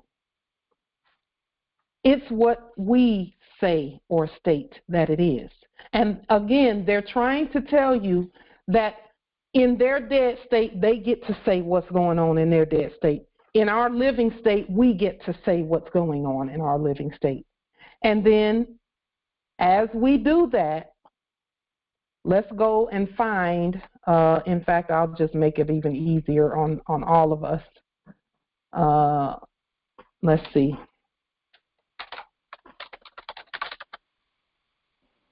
Islam.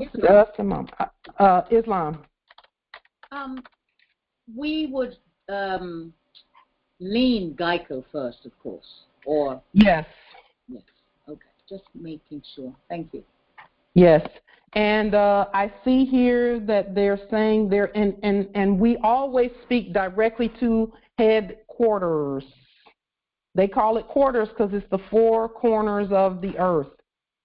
They're saying here, and look, Maryland is the GEICO Insurance Agency state of domicile. How is it that a corporation has a domicile instead of a home?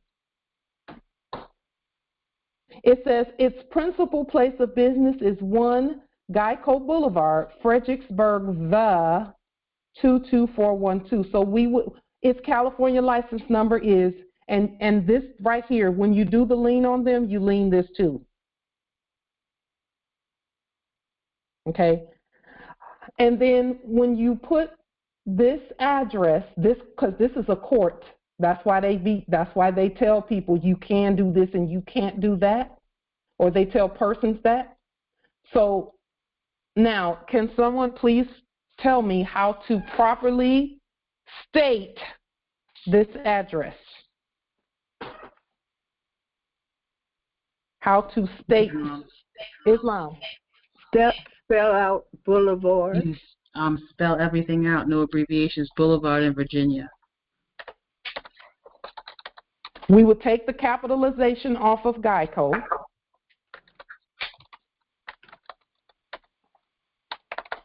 And then we would say,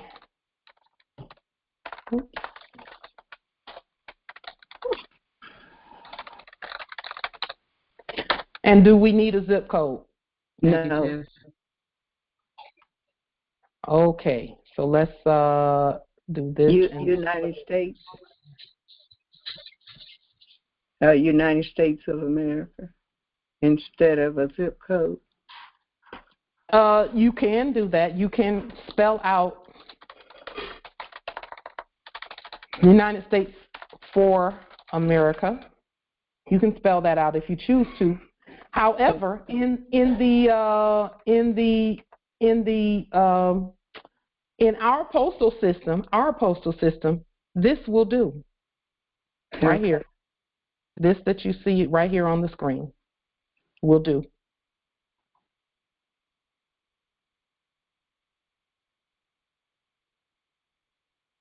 And then you would just, at the top up here, you would just put Geico. Not Geico Corporation, not any of that. It's just Geico, because that's how we did things. And this would be in blue.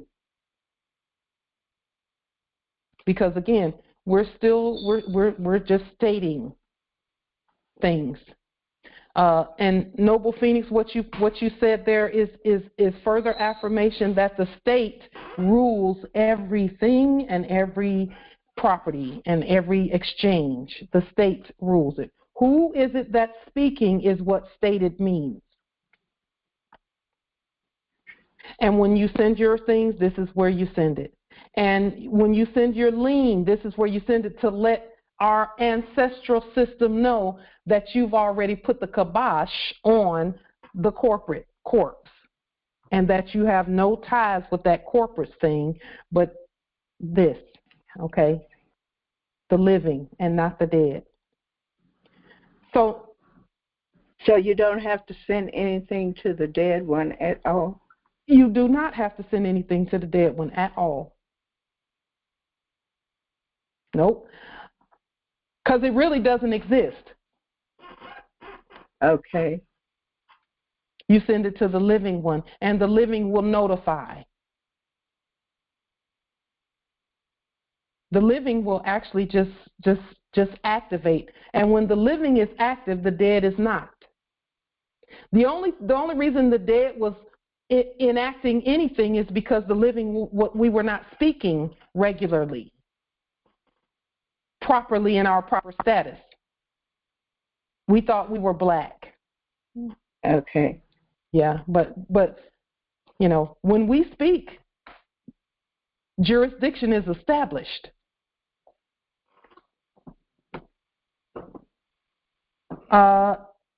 So that 19801 would not be a part of that. That would not be a part of what we do for Geico. And then when we, this is from their website, Empress Rosetta. We were speaking about the principal place of business, the corporate headquarters for Geico. And you can lien this right here, again, this number, 0B29354. That can be liened also. And again, when we do our liens, you can put this in all capital letters and put it as Fredericksburg, VA. When you're leaning, you lean this dead thing right here with 22412. And Empress Rosetta, what you put in the chat can be leaned also. It needs to be leaned. It's in all capital letters. It needs to be leaned. So when you wanna lean something, there it is. And Empress Rosetta, I like what you put in there about the CTC, because we talked about the CTC. They were actually they are a predecessor to the United States Corporation Company. So all of that had to be leaned, all agents, principals, heirs, assigns. And now we're the corporation trust, not the corporation trust corporation.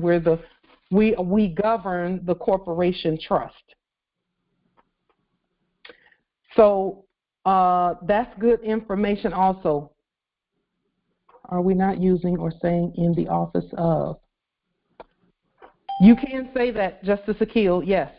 The only reason I didn't say it when I put that address there is because I'm not speaking to the subjects. But you can put that. You can, because see, here, and thank you for saying that. When we put Geico, if it's Jim Reed, we can put subject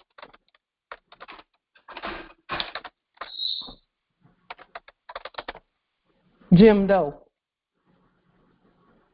because he's the subject at our location. This is our location. But then when you're doing your lien and you're using this fictitious thing right here,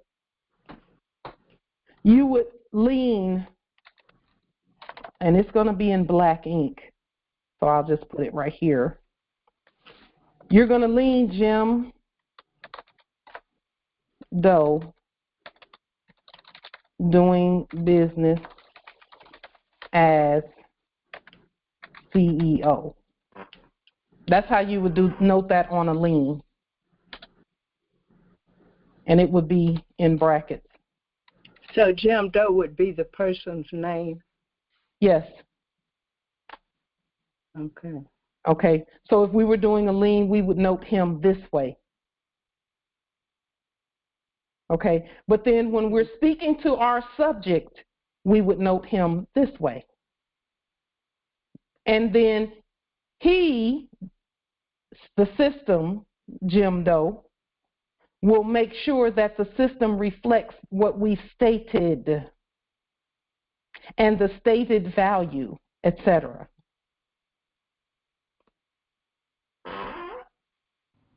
Islam nobility. From a technology standpoint, when you said the system, meaning AI. It's not artificial, though. It's aboriginal. Islam. I like that. I like that better. Aboriginal intelligence. Thank you. Indeed. So now, let's move to the third door that needs to be slammed shut where foreclosure is concerned. This would be their tax lien claim or parcel number. So tax assessor, etc., all of that. When you look up the deed of trust, that's where you will go to look that up. So you want to include the tax assessor on the lien. Okay, and you would then do the same 6. And these are going to be, these actions are going to be actions that are all inclusive. When you do a Universal Commercial Code 1 lien regarding their loan and their deed of trust, quote unquote, all of that will also be the same lien that their tax parcel number is on. So all of it can be one lien. Usually you're running into the same actors, doing things like that. So the fourth place or door that needs to be closed with regard to foreclosure is their lease or tenancy agreement contract. Now, Morris, let me say this about that. When you've done all the proper claiming of your domiciles and everything that has to do with it, and you've completed everything, you've got a allodial title, you've done all of these wonderful things. What you do not want to do is to then turn around and allow someone who has not proclaimed who they truly are to rent the place out, because you're starting all the way back over. Everyone who is at that domicile or who is under your authority, because some people don't believe in Moorish science, that's fine. They're subject. They'll stay in subject status until they declare who they are, or whatever the case may be, because you have control over the person, not the people, but the person that they're using to get things. And so we have to do that. We have to take control of persons. Yes, just as Harold said, because of our estate, us. Yes, indeed, that is so true. Okay, and so then if you're going to rent the place out or lease the place out, or you're listed as a leasee or a tenant, the documentation must be properly restated. These agreements must be restated. And then if they don't believe in Moorish science, that's all well and good, but the documentation is still going to state that they don't own anything that they're leasing or tenants. So that's the point of all of this in the first place. We want to cover all areas. Islam. So during my studies, what I found is on the Department of Records in my territory, they have what they call a certificate of occupancy, which that I restated for a certificate for occupancy, or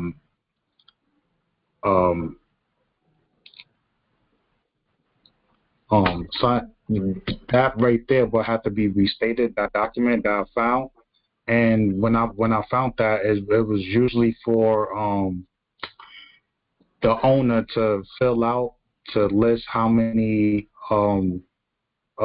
tenants that you have in a place, the amount of apartments or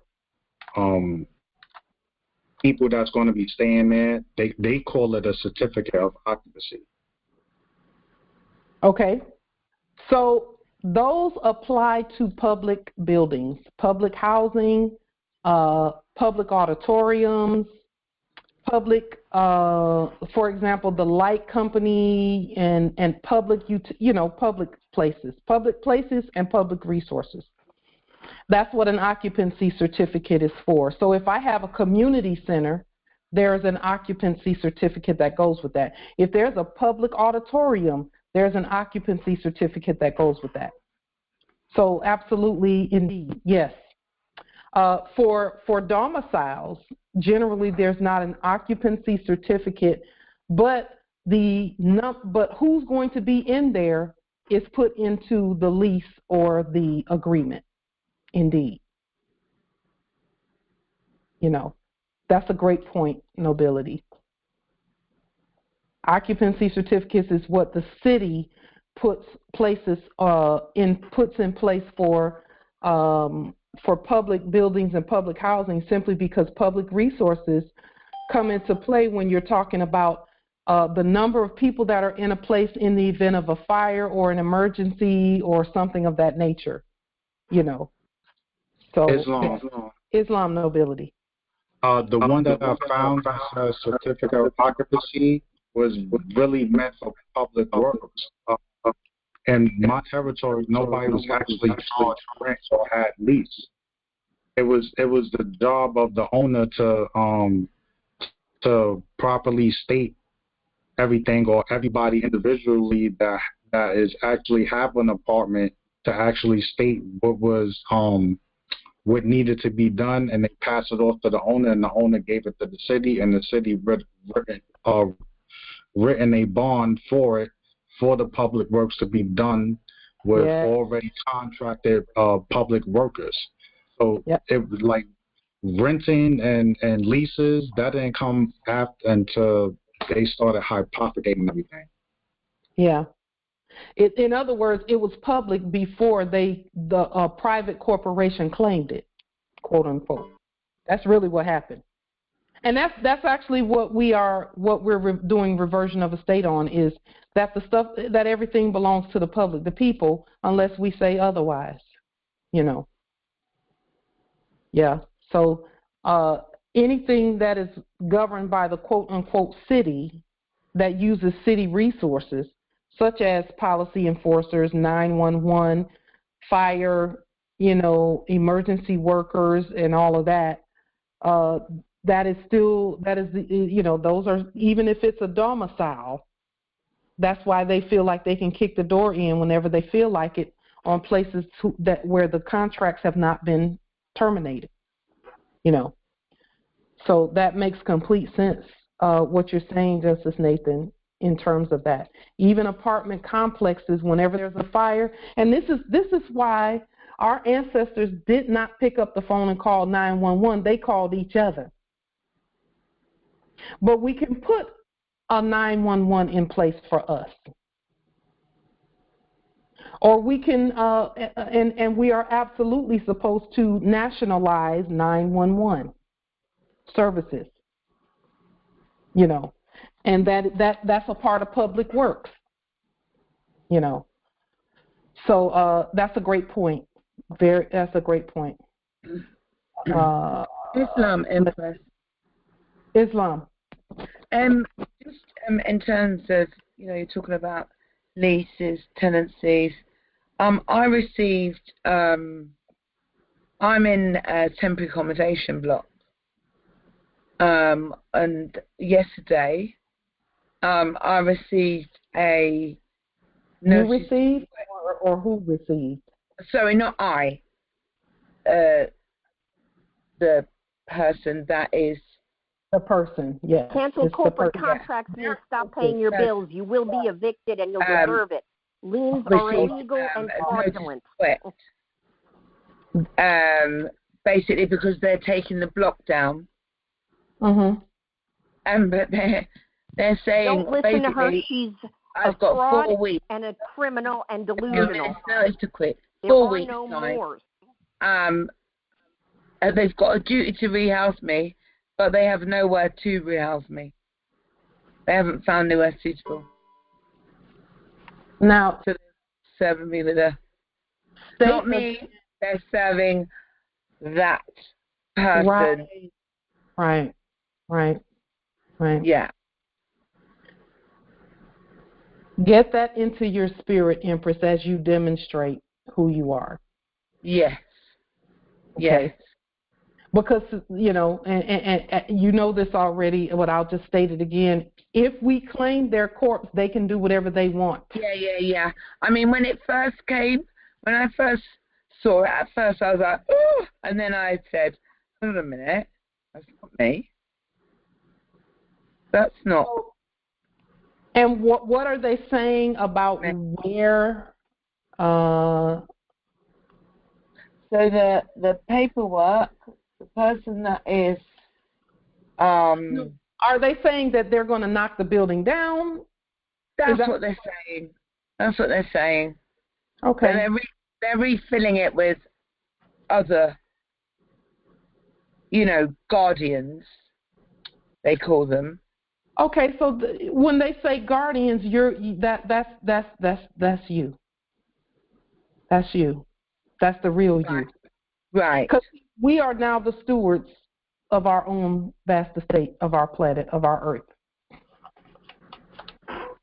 So you need to, not need, it is the will of our ancestors that you state who you truly are. That you're not their corpse, and you're going to have to get that in your spirit really, you're going to have to practice that. Yeah. You're going to have to. So, I mean,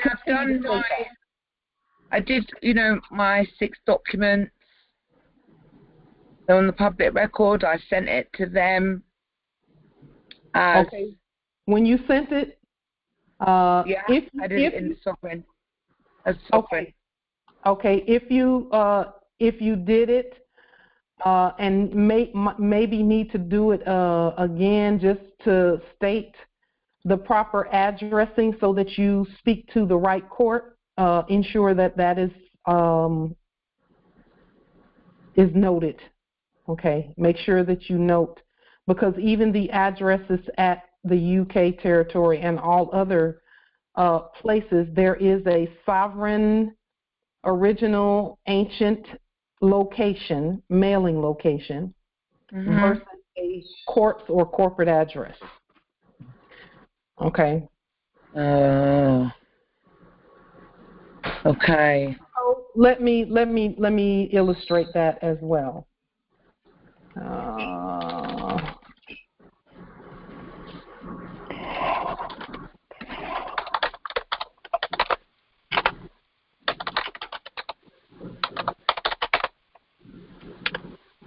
Okay, so you see this, the Palace of Westminster, postcode SW1A0AA, and as you can see, that's a sovereign postal code, but when it's properly stated, okay? But this is how we would restate that. Let me just show you. This is not the proper restatement. The proper way to state that, the way that you all would state it there, would be this way.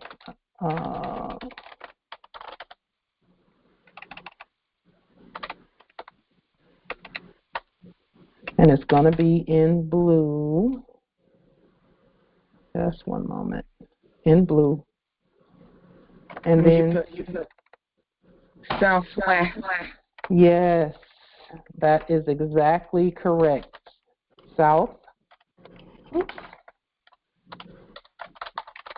Southwest A, 0AA. What does A stand for? Do you know? Abby? I was gonna no. Southwest. No idea. A section. It might just be a section. It's just a section of Southwest London. Yeah. So like you might have S1 A, or S1. Right. That's what I thought it was. Yeah. So then it would be stated this way, and then you will be speaking to the court that is subject to you, the living court that's subject to you.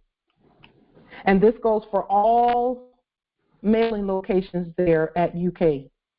Same thing for Canaan land as well. And all other. And when you speak to this court right here and let them know exactly who you are, they don't have a phone, so there's no need to pick up the phone and call them. You can always pick up the phone and call a subject, but a court action has to be done so that can be properly stated. But we don't even really need to call anyone. We just need to notify everyone that we're there. Okay. And whoever it is that is stating that, you need it is the will of our ancestors that you speak to the proper court there as well. If it is ABC construction, then it would be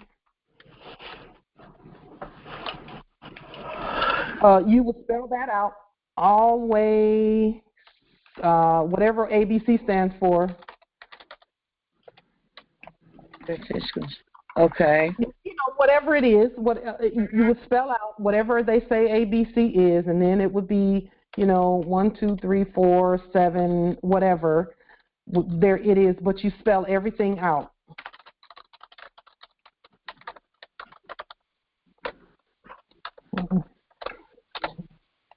However you do that. And then you would also put subject, Joe Doe. Whoever is subject in the office of, CEO. Interestingly, now when I sent my 6 documents, and I did the affidavit with it, sent an affidavit, and there was one name of officer acting in the, someone, was it person acting in the officer of Chief Executive Tim Minerva, I do believe, or Malvina was the name. Now, all the emails went through, but the one from him bounced back as saying that he no longer was was contactable. Right. And then when I looked today on their paperwork, it had his name. It had his name and a signature which was definitely not. I mean, it was all, it was all scanned and photocopied. Whatever, like just a little squiggle, and I was like, oh, that's interesting. The one that it bounced back from, that's who you've signed. Because they already know that you're not really even talking to them. They know you're not talking to them, so it doesn't matter whether he's there or not. He can't say anything anyway. Yeah. So we're not talking to them. So this is my suggestion, Empress, is to resend everything to the right place, and because there's really no one in those corporate offices anyway. There really isn't. The only people that are working are subjects of the Moors everywhere. So I would be sending it to other offices are bankrupt. To their fake court. No, you would send it to the court that is subject to you. So, for example, let me just pull up a court of UK Chancery Court. So here's one right here. This is a UK Chancery Court. So this is the way that you would note their address. Whoever the subject is in the office of head magistrate, you just put subject Jim Doe. And then here you would put office of head magistrate. Or whatever you all call them, whatever they're being called at that time, because I know they changed themselves. And then you would put 7 Rose Buildings, London East Central 4A. So you would spell all of that out.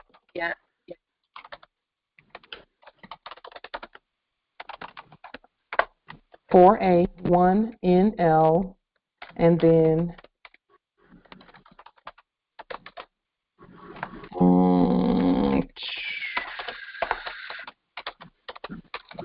United Kingdom.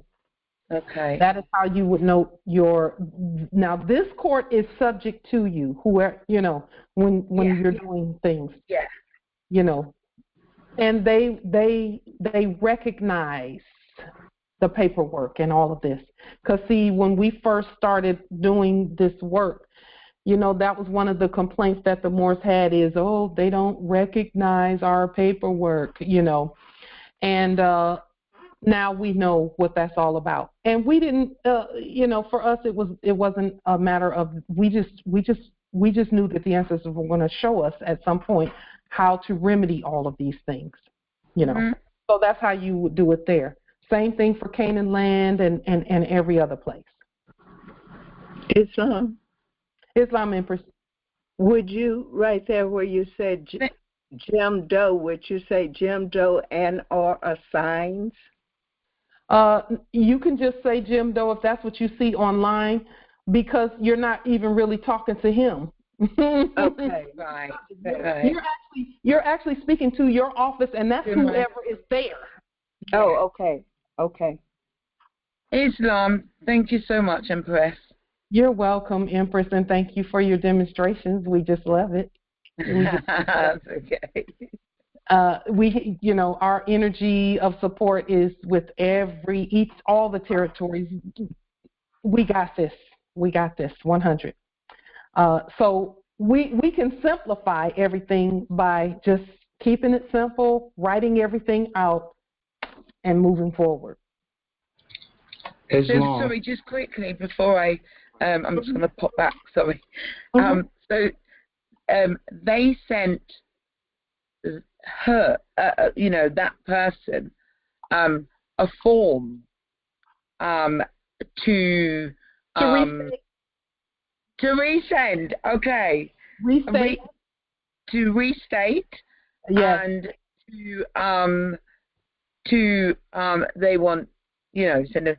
It's to basically say, why should you not have to leave? Like, give us a reason why you shouldn't leave. So I'm fully aware that I must restate that form. Yes. That form.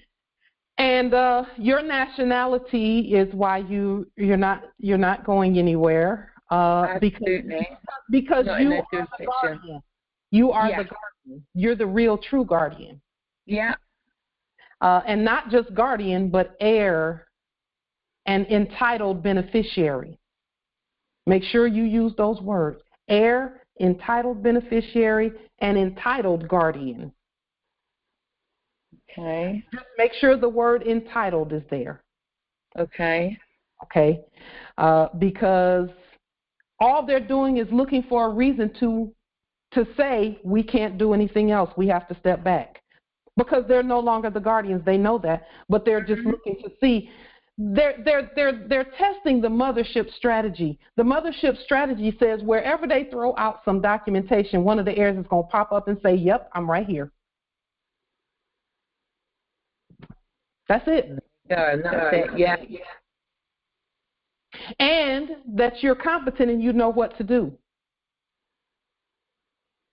So any of the paperwork that was used to gain that entry into the domicile at first, like whatever contracts and things, restate all of that. And again, you don't have to rewrite the whole thing word for word. Just scan it in, look at it, and fix the words that are important, such as you're not a tenant, you're the entitled beneficiary.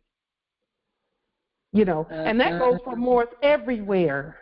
Yes. Everywhere.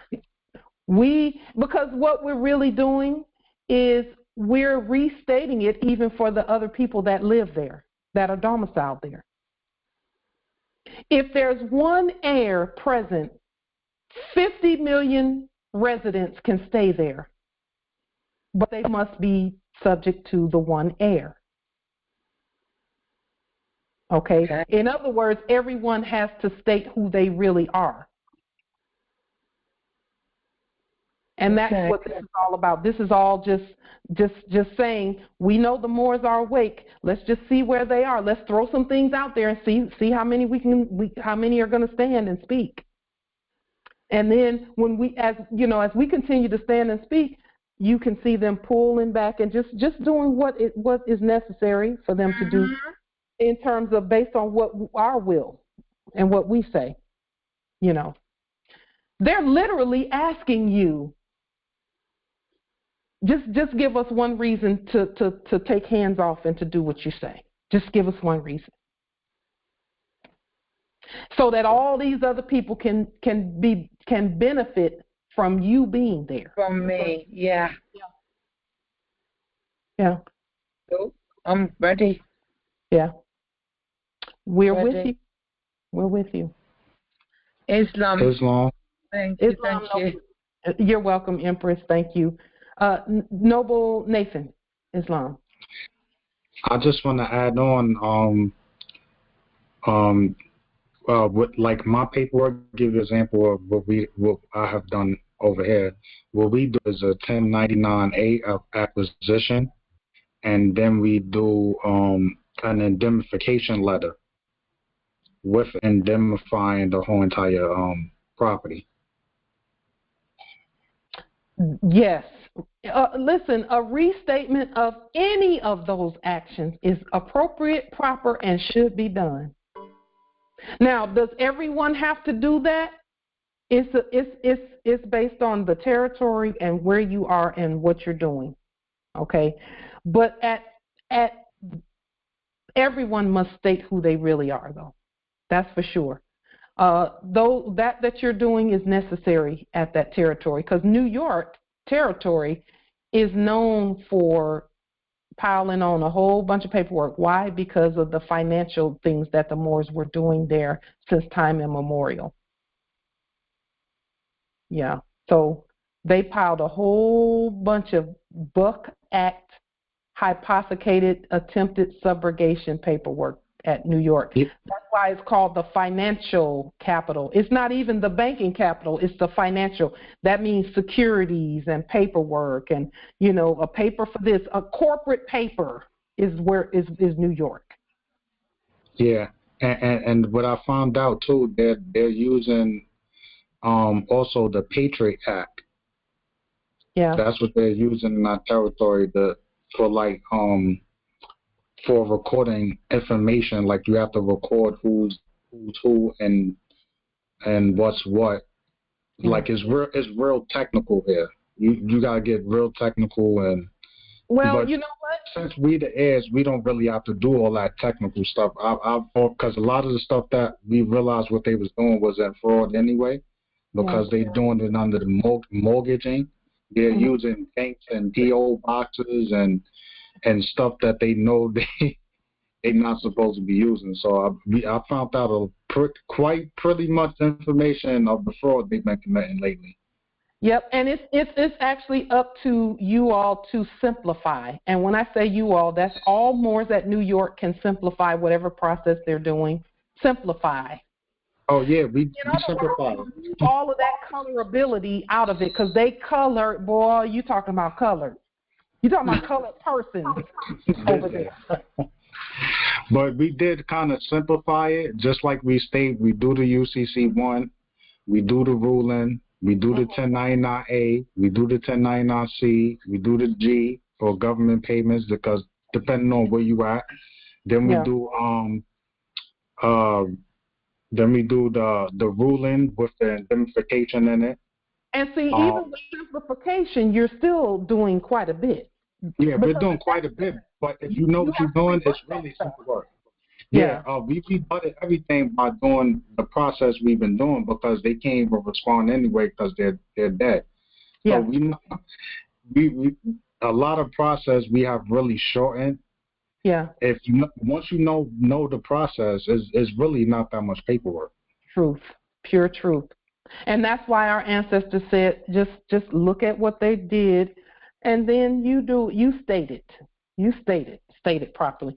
And it's good that you all know each line upon line that they put in place, that they enacted rather, because once it's rebutted, even with a one-line sentence, if it's rebutted by affidavit and the proper is put in the proper place in the process, you're establishing the protocols for all that goes on with regard to that process at that territory.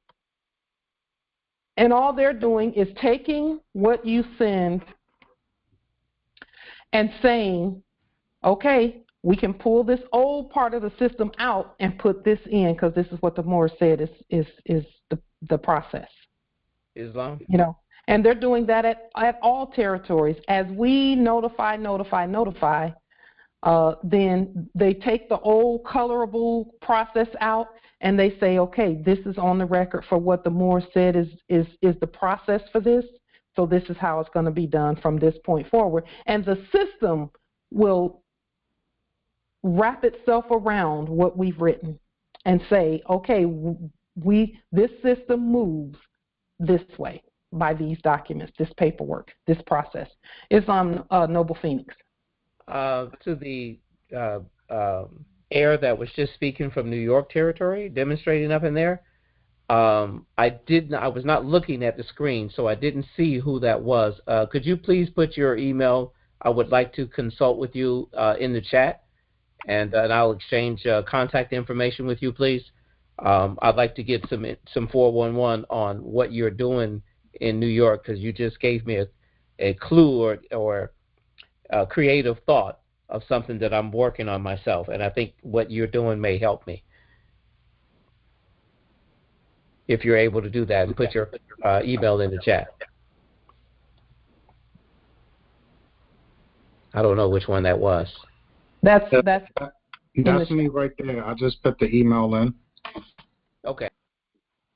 Yeah, because what we did, we simplified it. We found out what they was doing. We seen all the paperwork. You know, I know all the agencies. Like, I know exactly what they doing because and when I would sleep, I was in the corporate world, so I know basically most of the moving parts here.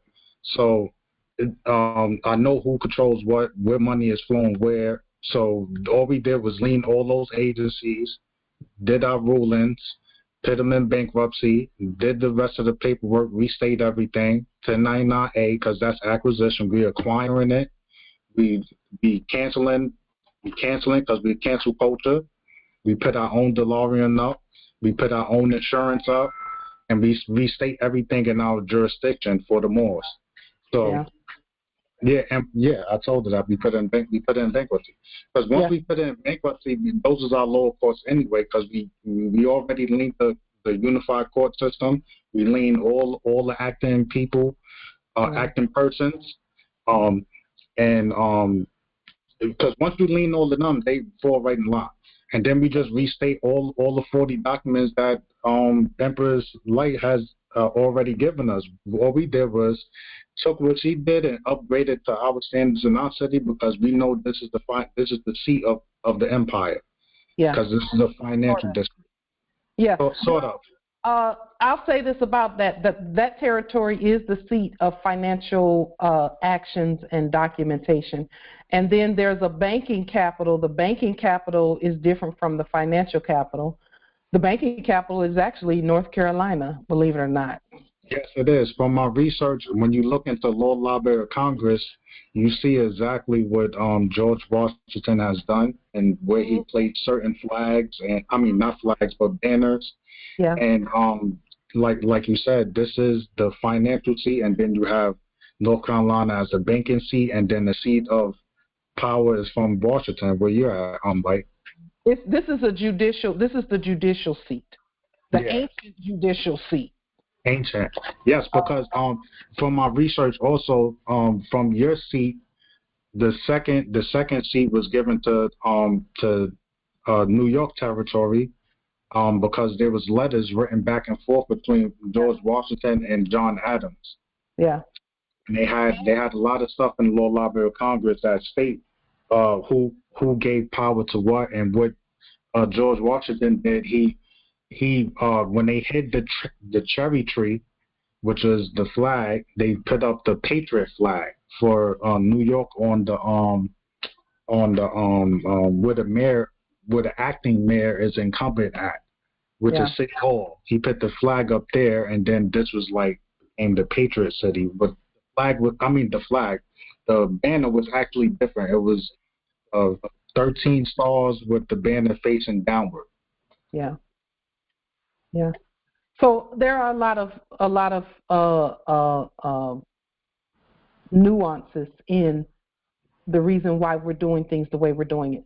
And when you look in the Library of Congress, a lot of times you'll see the older you go back in the records that were created, it will say Washington, but it won't say Washington, D.C. And we have those records here at a separate place. You know, the enactment of the records at a separate place. So with that being stated, I want to get the rest of these in. We're only on number 3 here, foreclose upon their tax lien claim or parcel number. And again, you're going to restate that when you're talking about tax assessors and restating the deed of trust. You're going to ensure that you include this information in your restatement.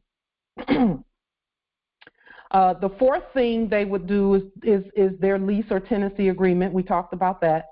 The fifth thing that they will try to foreclose on, they literally attempt to enact foreclosures. If they're not doing it on those things, then they will try and put in a judgment in a fake court. and then try to foreclose upon their judgment. Okay, and that's why it's important for our courts to go ahead and speak and issue the proper judgment. The sixth thing is their promissory note. And I say there because even though we would sign our signature on those things in our sleep, that because they created it, it belongs to them, so we must restate it. And it's not then a promissory note. It then becomes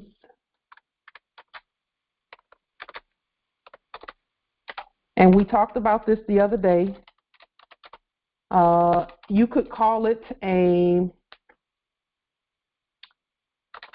pay promise, or you could spell it P-A-Y-S, promise, and they're going to, you could call it that. You could even call it a promise to pay future. Now, or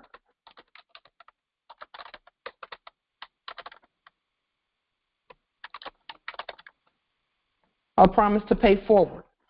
So here's what our ancestors did. Our ancestors paid it forward. I don't know if any of you have been in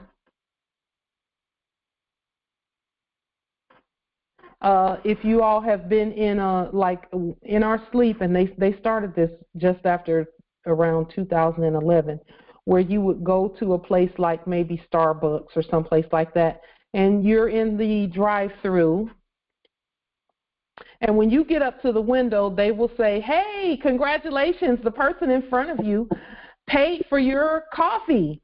So do you want to go ahead and pay for the coffee of the person behind you because they paid it forward?" And that was their way of connecting people and connecting persons and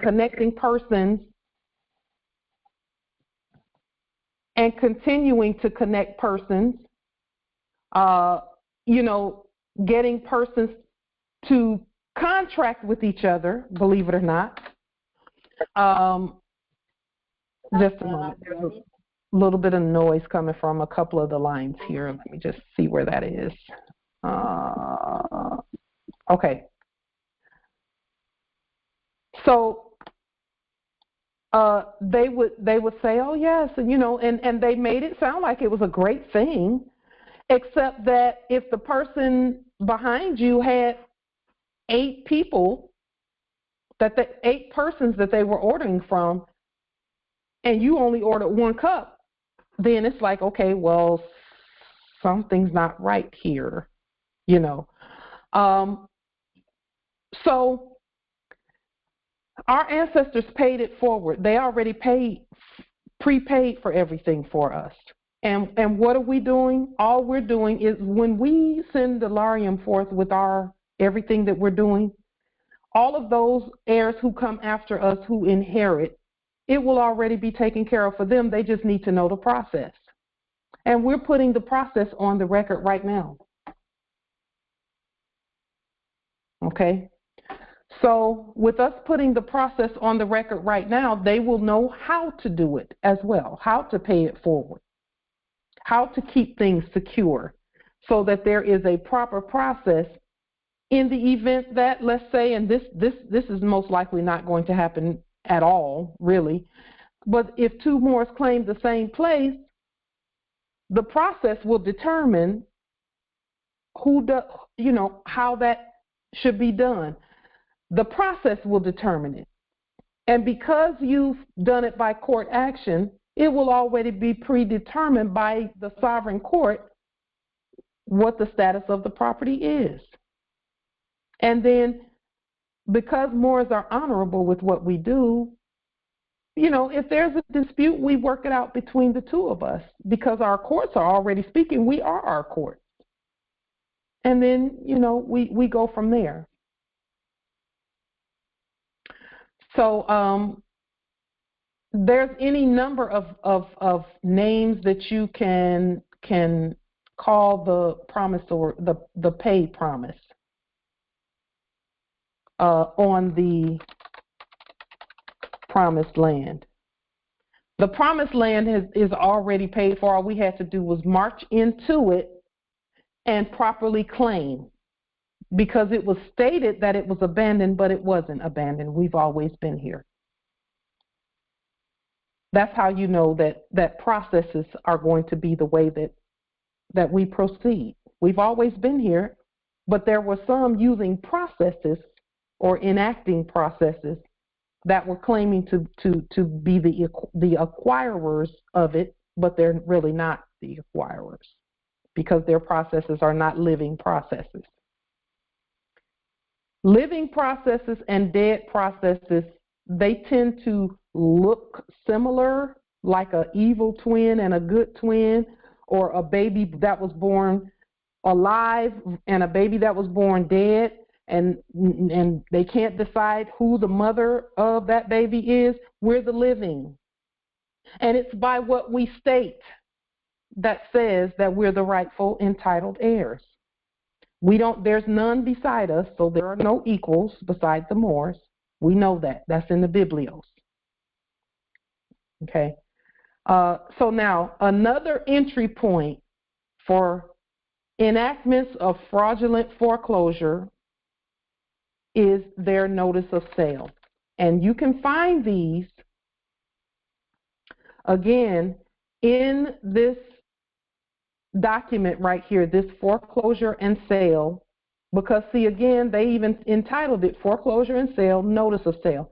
And they tell you throughout. And then if you look here, it says, in addition to all other indexing requirements, the notice required in subsection 1 of this section must clearly indicate on the first page the following information which the auditor will index: the document number or numbers given to the deed of trust upon recording, and that's why our courts must record everything, the parcel number, the grantor, and again, on all deeds for trust, we, the gods, in red and all lowercase letters, are the grantor, because it has to do with land and property. And then we grant it to our in capitis diminutio minima, which is the people. And then if there's any other commercial thing, then that's where the all caps can come in at it. Doesn't have to ever come in, but it can come in if there's a commercial sale between you and another Moor, or you and one of your heirs.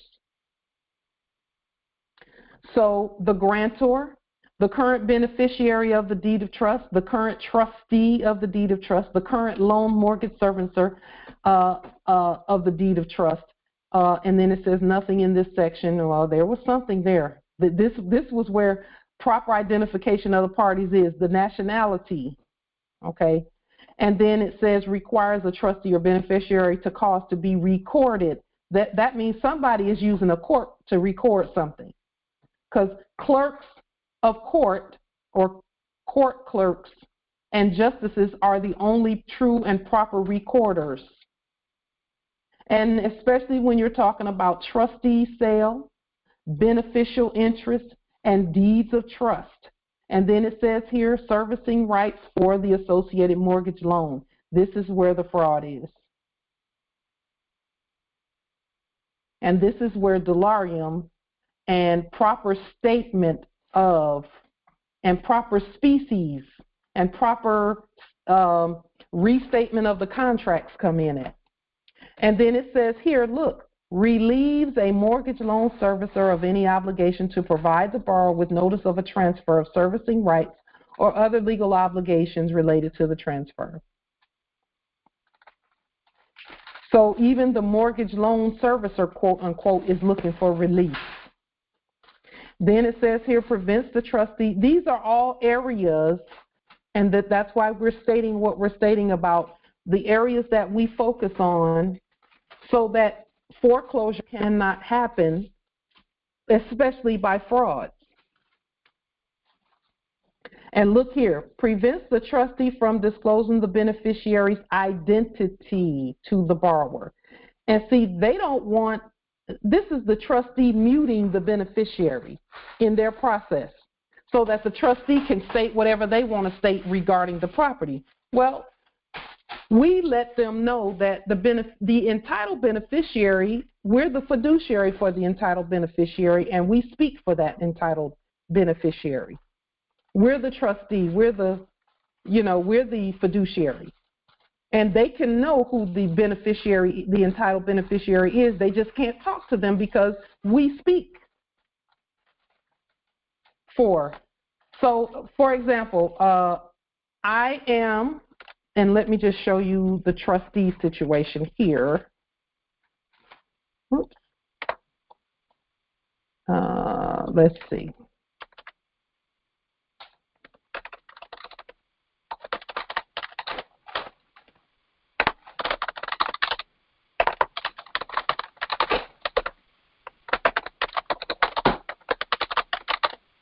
There it is. This is the entitled beneficiary. Oops. Beneficiary.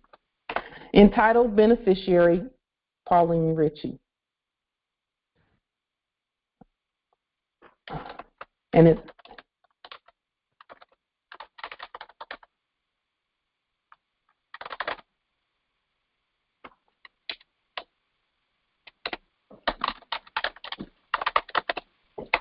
does state that said property is the inheritance for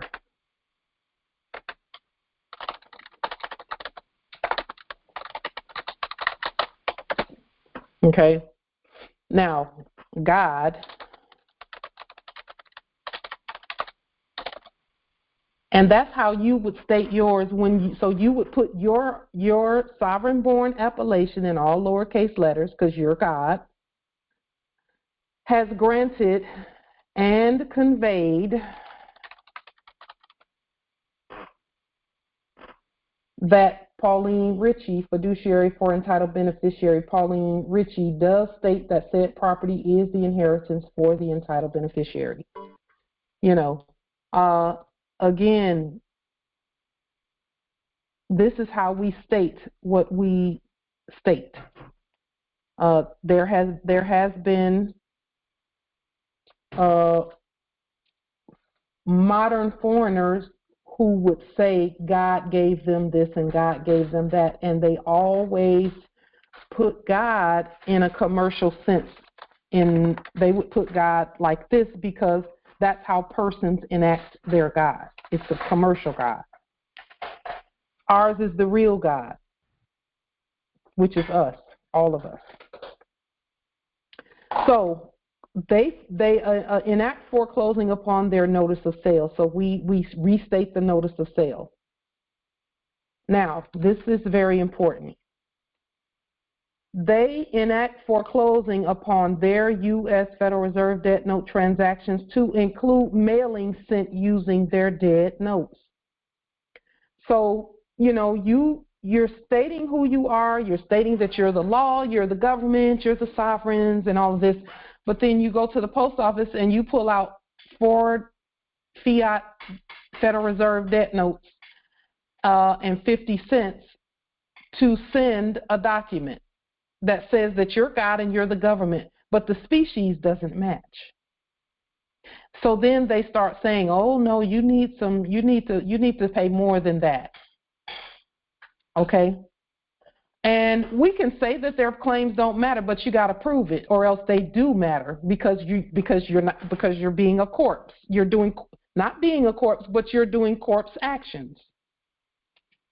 We can claim all day and say all day who we are, but until we demonstrate who we are, we can say it and no one's going to say a word until it comes time to gain some entitled benefit. Then, in the spirit realm, you're correct. In the spirit realm, their claims don't matter. We decided to manifest this dimension. the promised land, we must do that. That is done in writing and by what we state coming out of our mouth, because our writing is our statement as well. Now, does this nullify what you've done in the past? No, it doesn't nullify it simply because you've got jurisdiction can be invoked at any time, but you must invoke proper jurisdiction. Because if jurisdiction is not invoked, let's just say you don't invoke your rights. If you don't invoke them, that's almost like you don't have them. We've heard that before. So this is important, and it is time that we perfect the things that we're doing in this manner. And number 9, foreclose upon anything addressed to their fake, fictitious courts.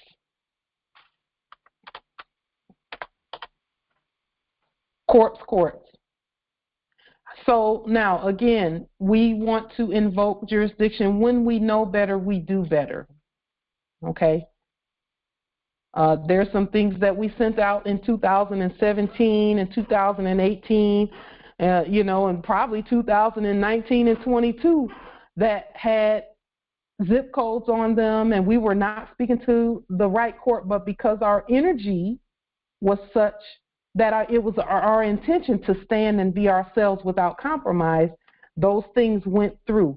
But the ancestors said, okay, let's reiterate this address thing by definition, so that we can enact more changes and not enact, but demonstrate more changes. So, again, these are things that when we know better, we do better.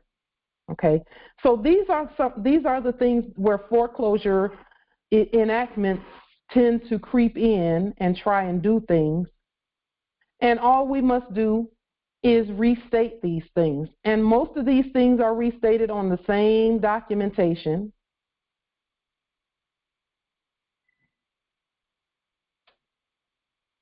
Okay.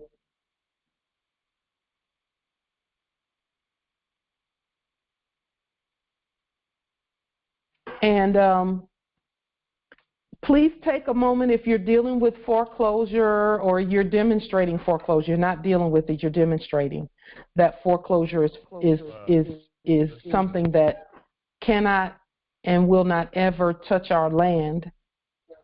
Then keep these things in mind and restate them and demonstrate them. Islam, nobility. Justice Tonis,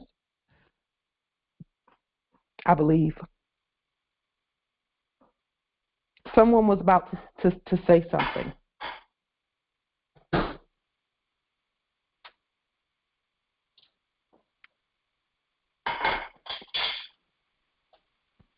Okay. Are there any questions, comments, wisdom of any or anything else from this great and grand and illustrious and mighty, enlightened, illumined Congressional Assembly? I got a question. Yes, Islam, nobility. Who's the brother that was speaking earlier about foreclosure and about Washington, D.C.? I believe that was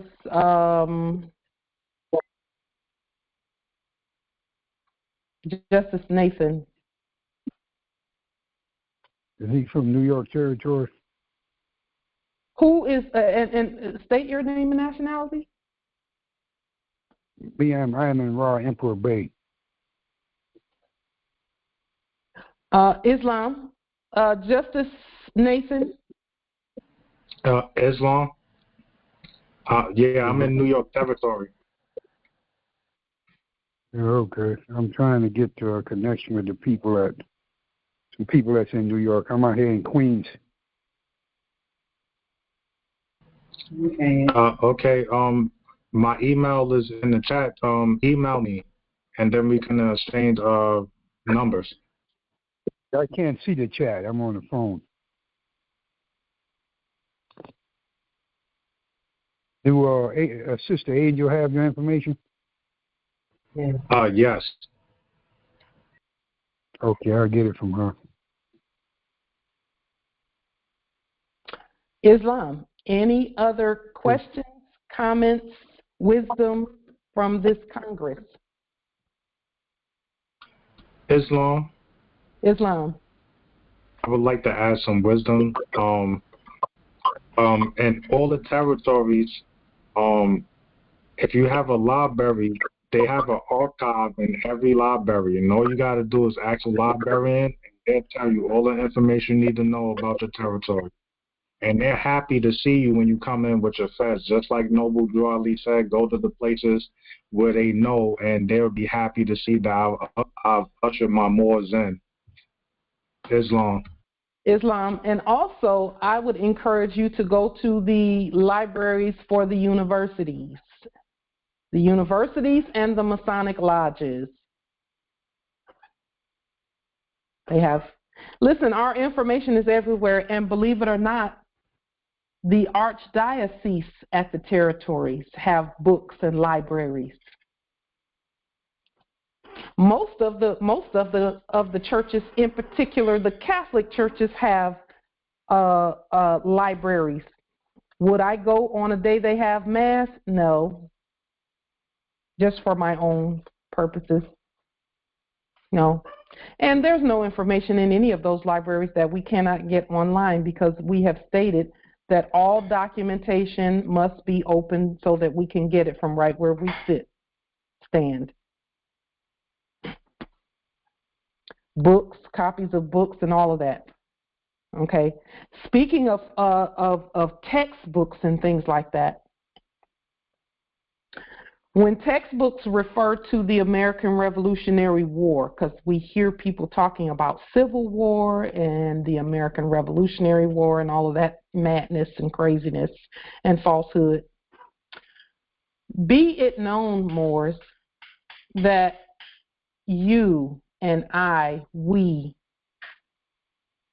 have just enacted our sovereign success where American Revolution is concerned, because the troops that were sent over were not holding AR-15s and things like that. No, those were not the British troops, quote-unquote British troops. The quote-unquote British troops were the British Accreditation Registry, whereby we have stated they don't represent us. So we can celebrate our win of the American Revolution, because they do not represent us. And we've made that clear on the public record, so much so that any time Moors appear, they disappear. So, and for that we're grateful. We're not bragging, but what we are doing is stating facts. On our land, there are no British troops. There are only the sovereign ancient British Moors, who are the consuls and the justices and judges and the heirs.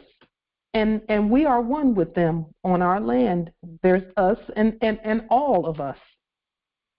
We all are here together on our land. Barristers are not withstanding on our land. So again, this conference is being recorded. There's an inbox there asking if this is being. All of our congressional assemblies are recorded, and we do place them on the public record. There's only been about 3 or 4 that we decided that we were not going to put them on the public record, because we just decided we wanted to just not do that. Or our ancestors decided that it shouldn't go on the public record yet, because we still have the authority to put them on the public record when we get ready. So, are there any other questions, comments, and great wisdom? Justice Consul and then the Empress. Just a retract on the the Justice Minister document. The number on it 40194701. Is that a number that we all use, or is that something else? Yeah, that's something else. That number is my sovereign or state security number. Okay. So you would put your state security number. And when we say state, we're talking living state, not dead state. The difference being, we've restated that number. That would be over here, the national insurance number. Yeah. Okay, let's yeah. put it in. What did you call it, Nobility? National insurance number. National insurance number. Okay. Yes, indeed.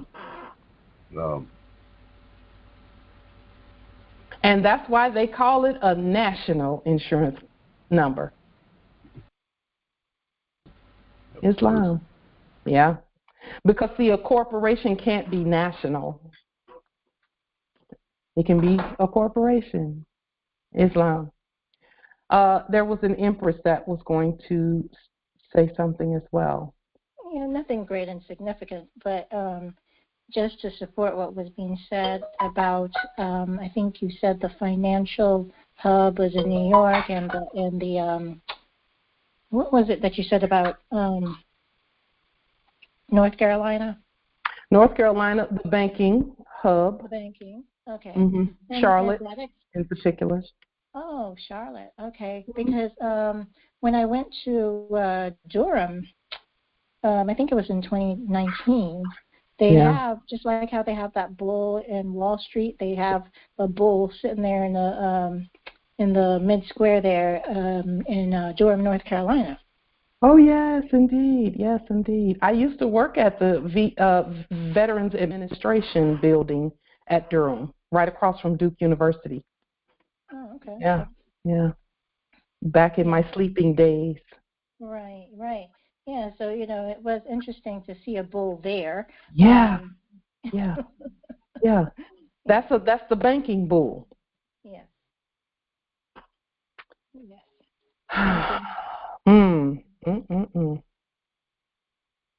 So much that we're learning about our land. That's just beautiful information. And because we're all so such an extended clan of judicial knowledge, we can point those things out, because as long as I had been there, Empress, I had not seen that. I didn't know it was there. Yeah, it was just by chance I was in that area. I wouldn't say it was by chance. There is a university, I don't recall, but it's predominantly melanated students that are there, and they were having a bugs. When you say bugs, I think it's what is it? Black Urban Gardening Society or something like that. They were having like a convention there, and so I'm a part of a food co-op here. And so we went there, and we just happened to have been in that space. And how many of them pass by and don't realize that bull has everything to do with them being the heirs and their signatures, them being the creditors to all nations at earth? How many of them know that? I'm not certain. Yeah. There are actually quite a few Moorish, historically Moorish colleges and universities there. I think it's North Carolina A&T. I think that was the one. Yeah, that probably was, because they do a lot of that type of. They do a lot that has to do with the land, with agriculture, with technical skills and things like that. Those were the colleges where we kept the information about our land, how the best ways to govern and manage the land where farming and things like that is concerned. Yeah. Yeah, we had a pretty good turnout when we went there. Good. That's one thing I love about us, is that we really do support the things that we do. Whether they're calling it black and all of that stuff, that will eventually change as we continue doing what we're doing. They won't call it black anymore. and the things that they do, such as the NAACP, the National Association for the Advancement of Colored People, was started by modern Europeans and is currently led by modern Europeans. It's funded by modern Europeans, and it is for modern Europeans. It is not for the brown skin. Yeah, and in support of that, because I think I read somewhere where it says that the NAACP, are not allowed to own land, Nope. and I'm like, okay, how is that advancing us? Ha ha ha! And I don't mean to laugh, Empress, but that is so that should tell us that it's not for us. That should tell us that it's not for us. When we,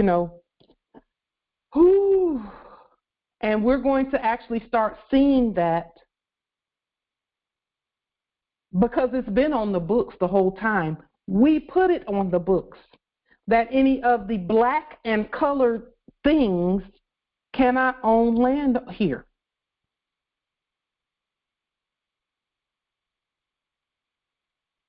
And that's why titles were not ever given out, because so many of us were enacting being black.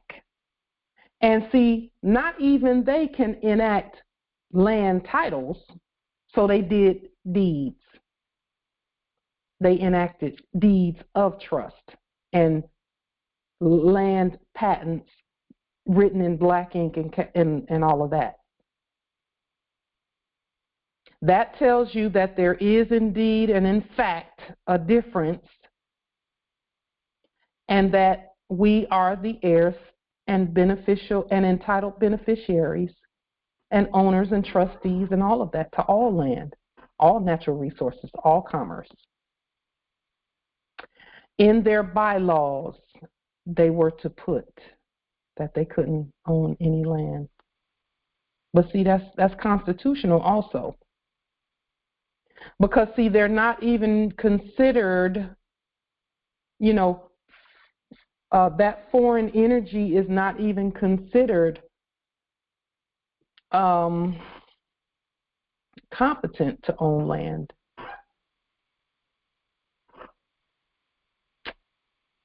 It's not considered competent, that energy is not considered competent energy, because everything they were doing was in capital letters, and it can't be that way. Everything they were doing was based on capitalism and quote-unquote democracy in all capital letters and death brackets. And that's not competent to own land. Those can't even speak in court for themselves. They must be represented. So, with that being stated, any other questions, comments? Please don't forget our Cinco de Mayo full moon fast. We definitely desire to continue to grow in competence, where self-government of our bodies, our thoughts, and all of that. That's what that's all about. Is concerned. Islam, Empress. Thank you for all that you've presented tonight. And back to that area, I don't recall the exact name of the area, but it wasn't far from Durham, because I took the time to drive out there. But there was, because I think when I was out there, I was like, okay, what's out here? Just being curious and want to explore a bit. However, I met a friend here. I met a friend that was here. We're both a part of the food co-op, and so she flew there. I drove, right? Because I just like to know and get everything when I get. Anyway, so while I was there, I noticed that there was a gold mine, and I'm like, okay. And so I'm wondering now, who owns this gold mine? But see, the thing is, when I got there, it was a bit late, and I think I wanted to go back again, but I didn't want to go by myself. So, but yeah, they do have a gold mine within that area. Okay, so Empress, what state are you governing right now? Florida. Okay.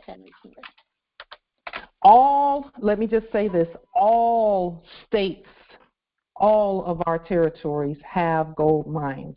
Every one of them has multiple gold mines. They all do. They have particular times of the week that they're open, and particular days. So, because I even had gotten, when I got back, I'm like, okay, I ordered a bucket that I can go panning, but I just want to go by myself. Yeah. So there are some sites that will say, oh, there's no gold in Florida. There's no gold here. There's no gold there.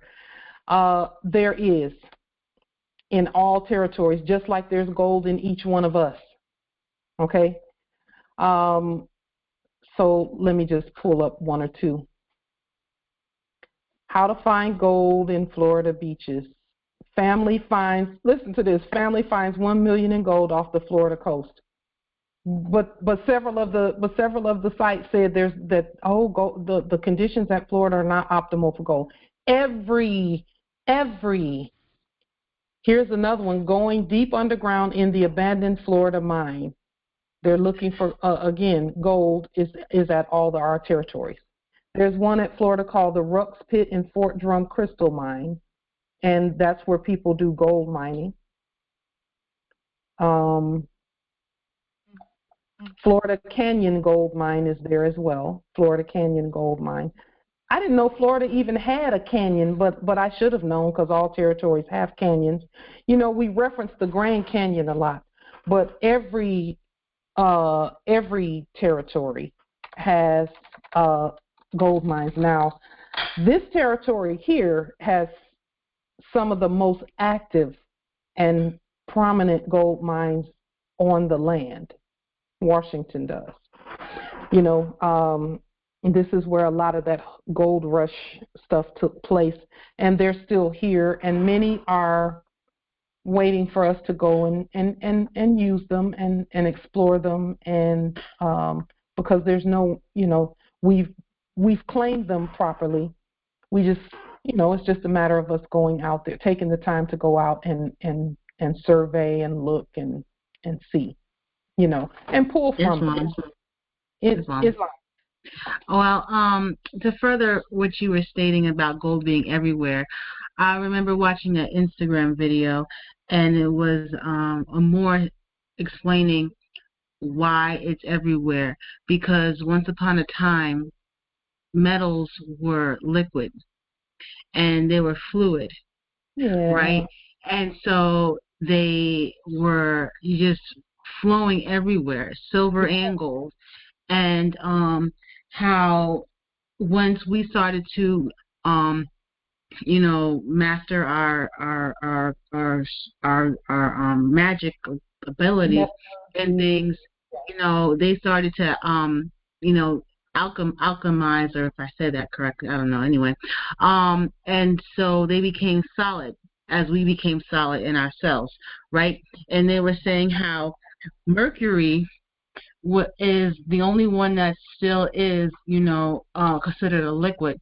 Yeah. And once we complete our mission, Mercury will soon then be also a solid. And so, but this also further state that they were showing images of gold flowing through the earth, like blood flows through our veins. Yeah. And this is why, gold and silver is everywhere. Oh, yeah. And I don't know if you've seen the Instagram video I also sent you. There was this lady. She was mining pearls and oysters, and I've always seen the ivory ones, but she was showing the whole process of opening it up and going through and pushing out the pearls, and they were coming out gold and silver. Yes.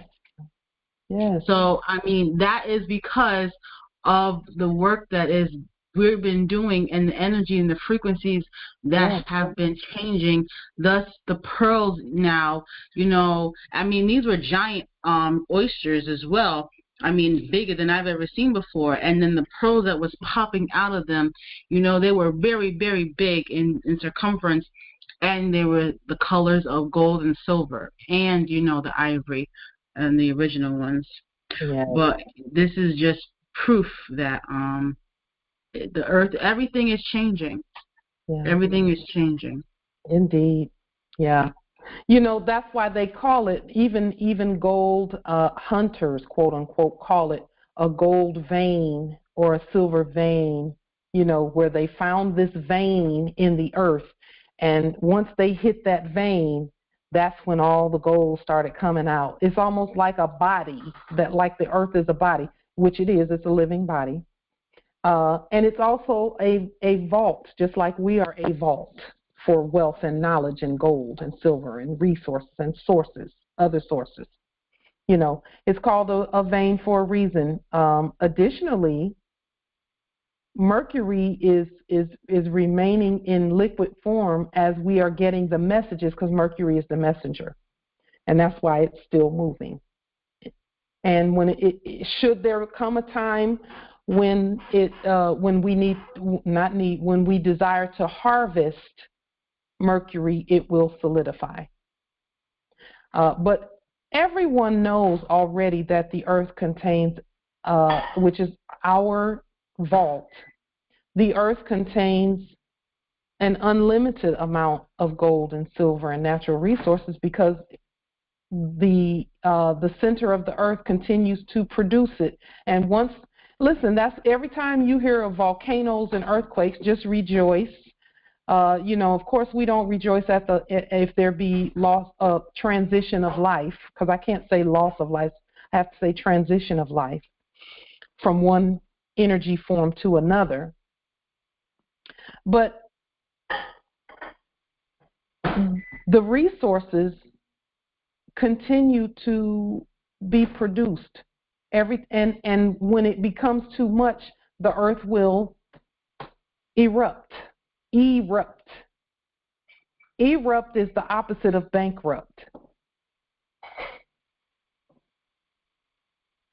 If banks were erupting money, that means that it would be real gold and silver and dolarium flying everywhere. Oh, there is dolarium flying everywhere.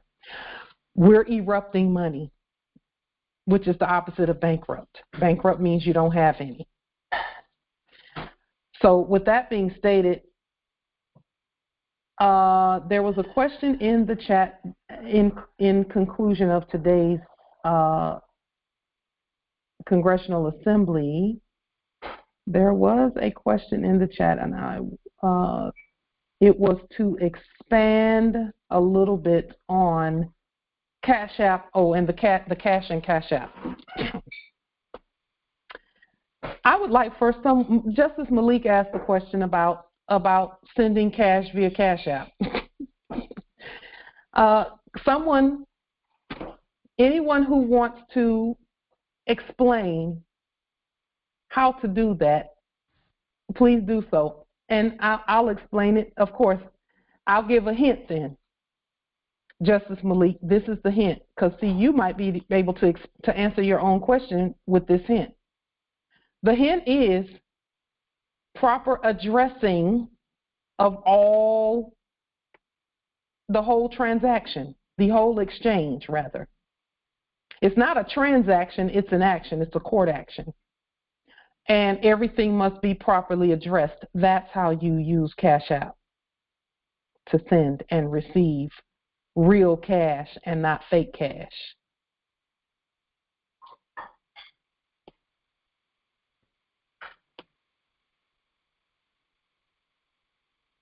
Nope, that's not true, actually, Casa, because then it would be, if they said that Niagara Falls was called that means that they threw a bunch of modern Europeans over.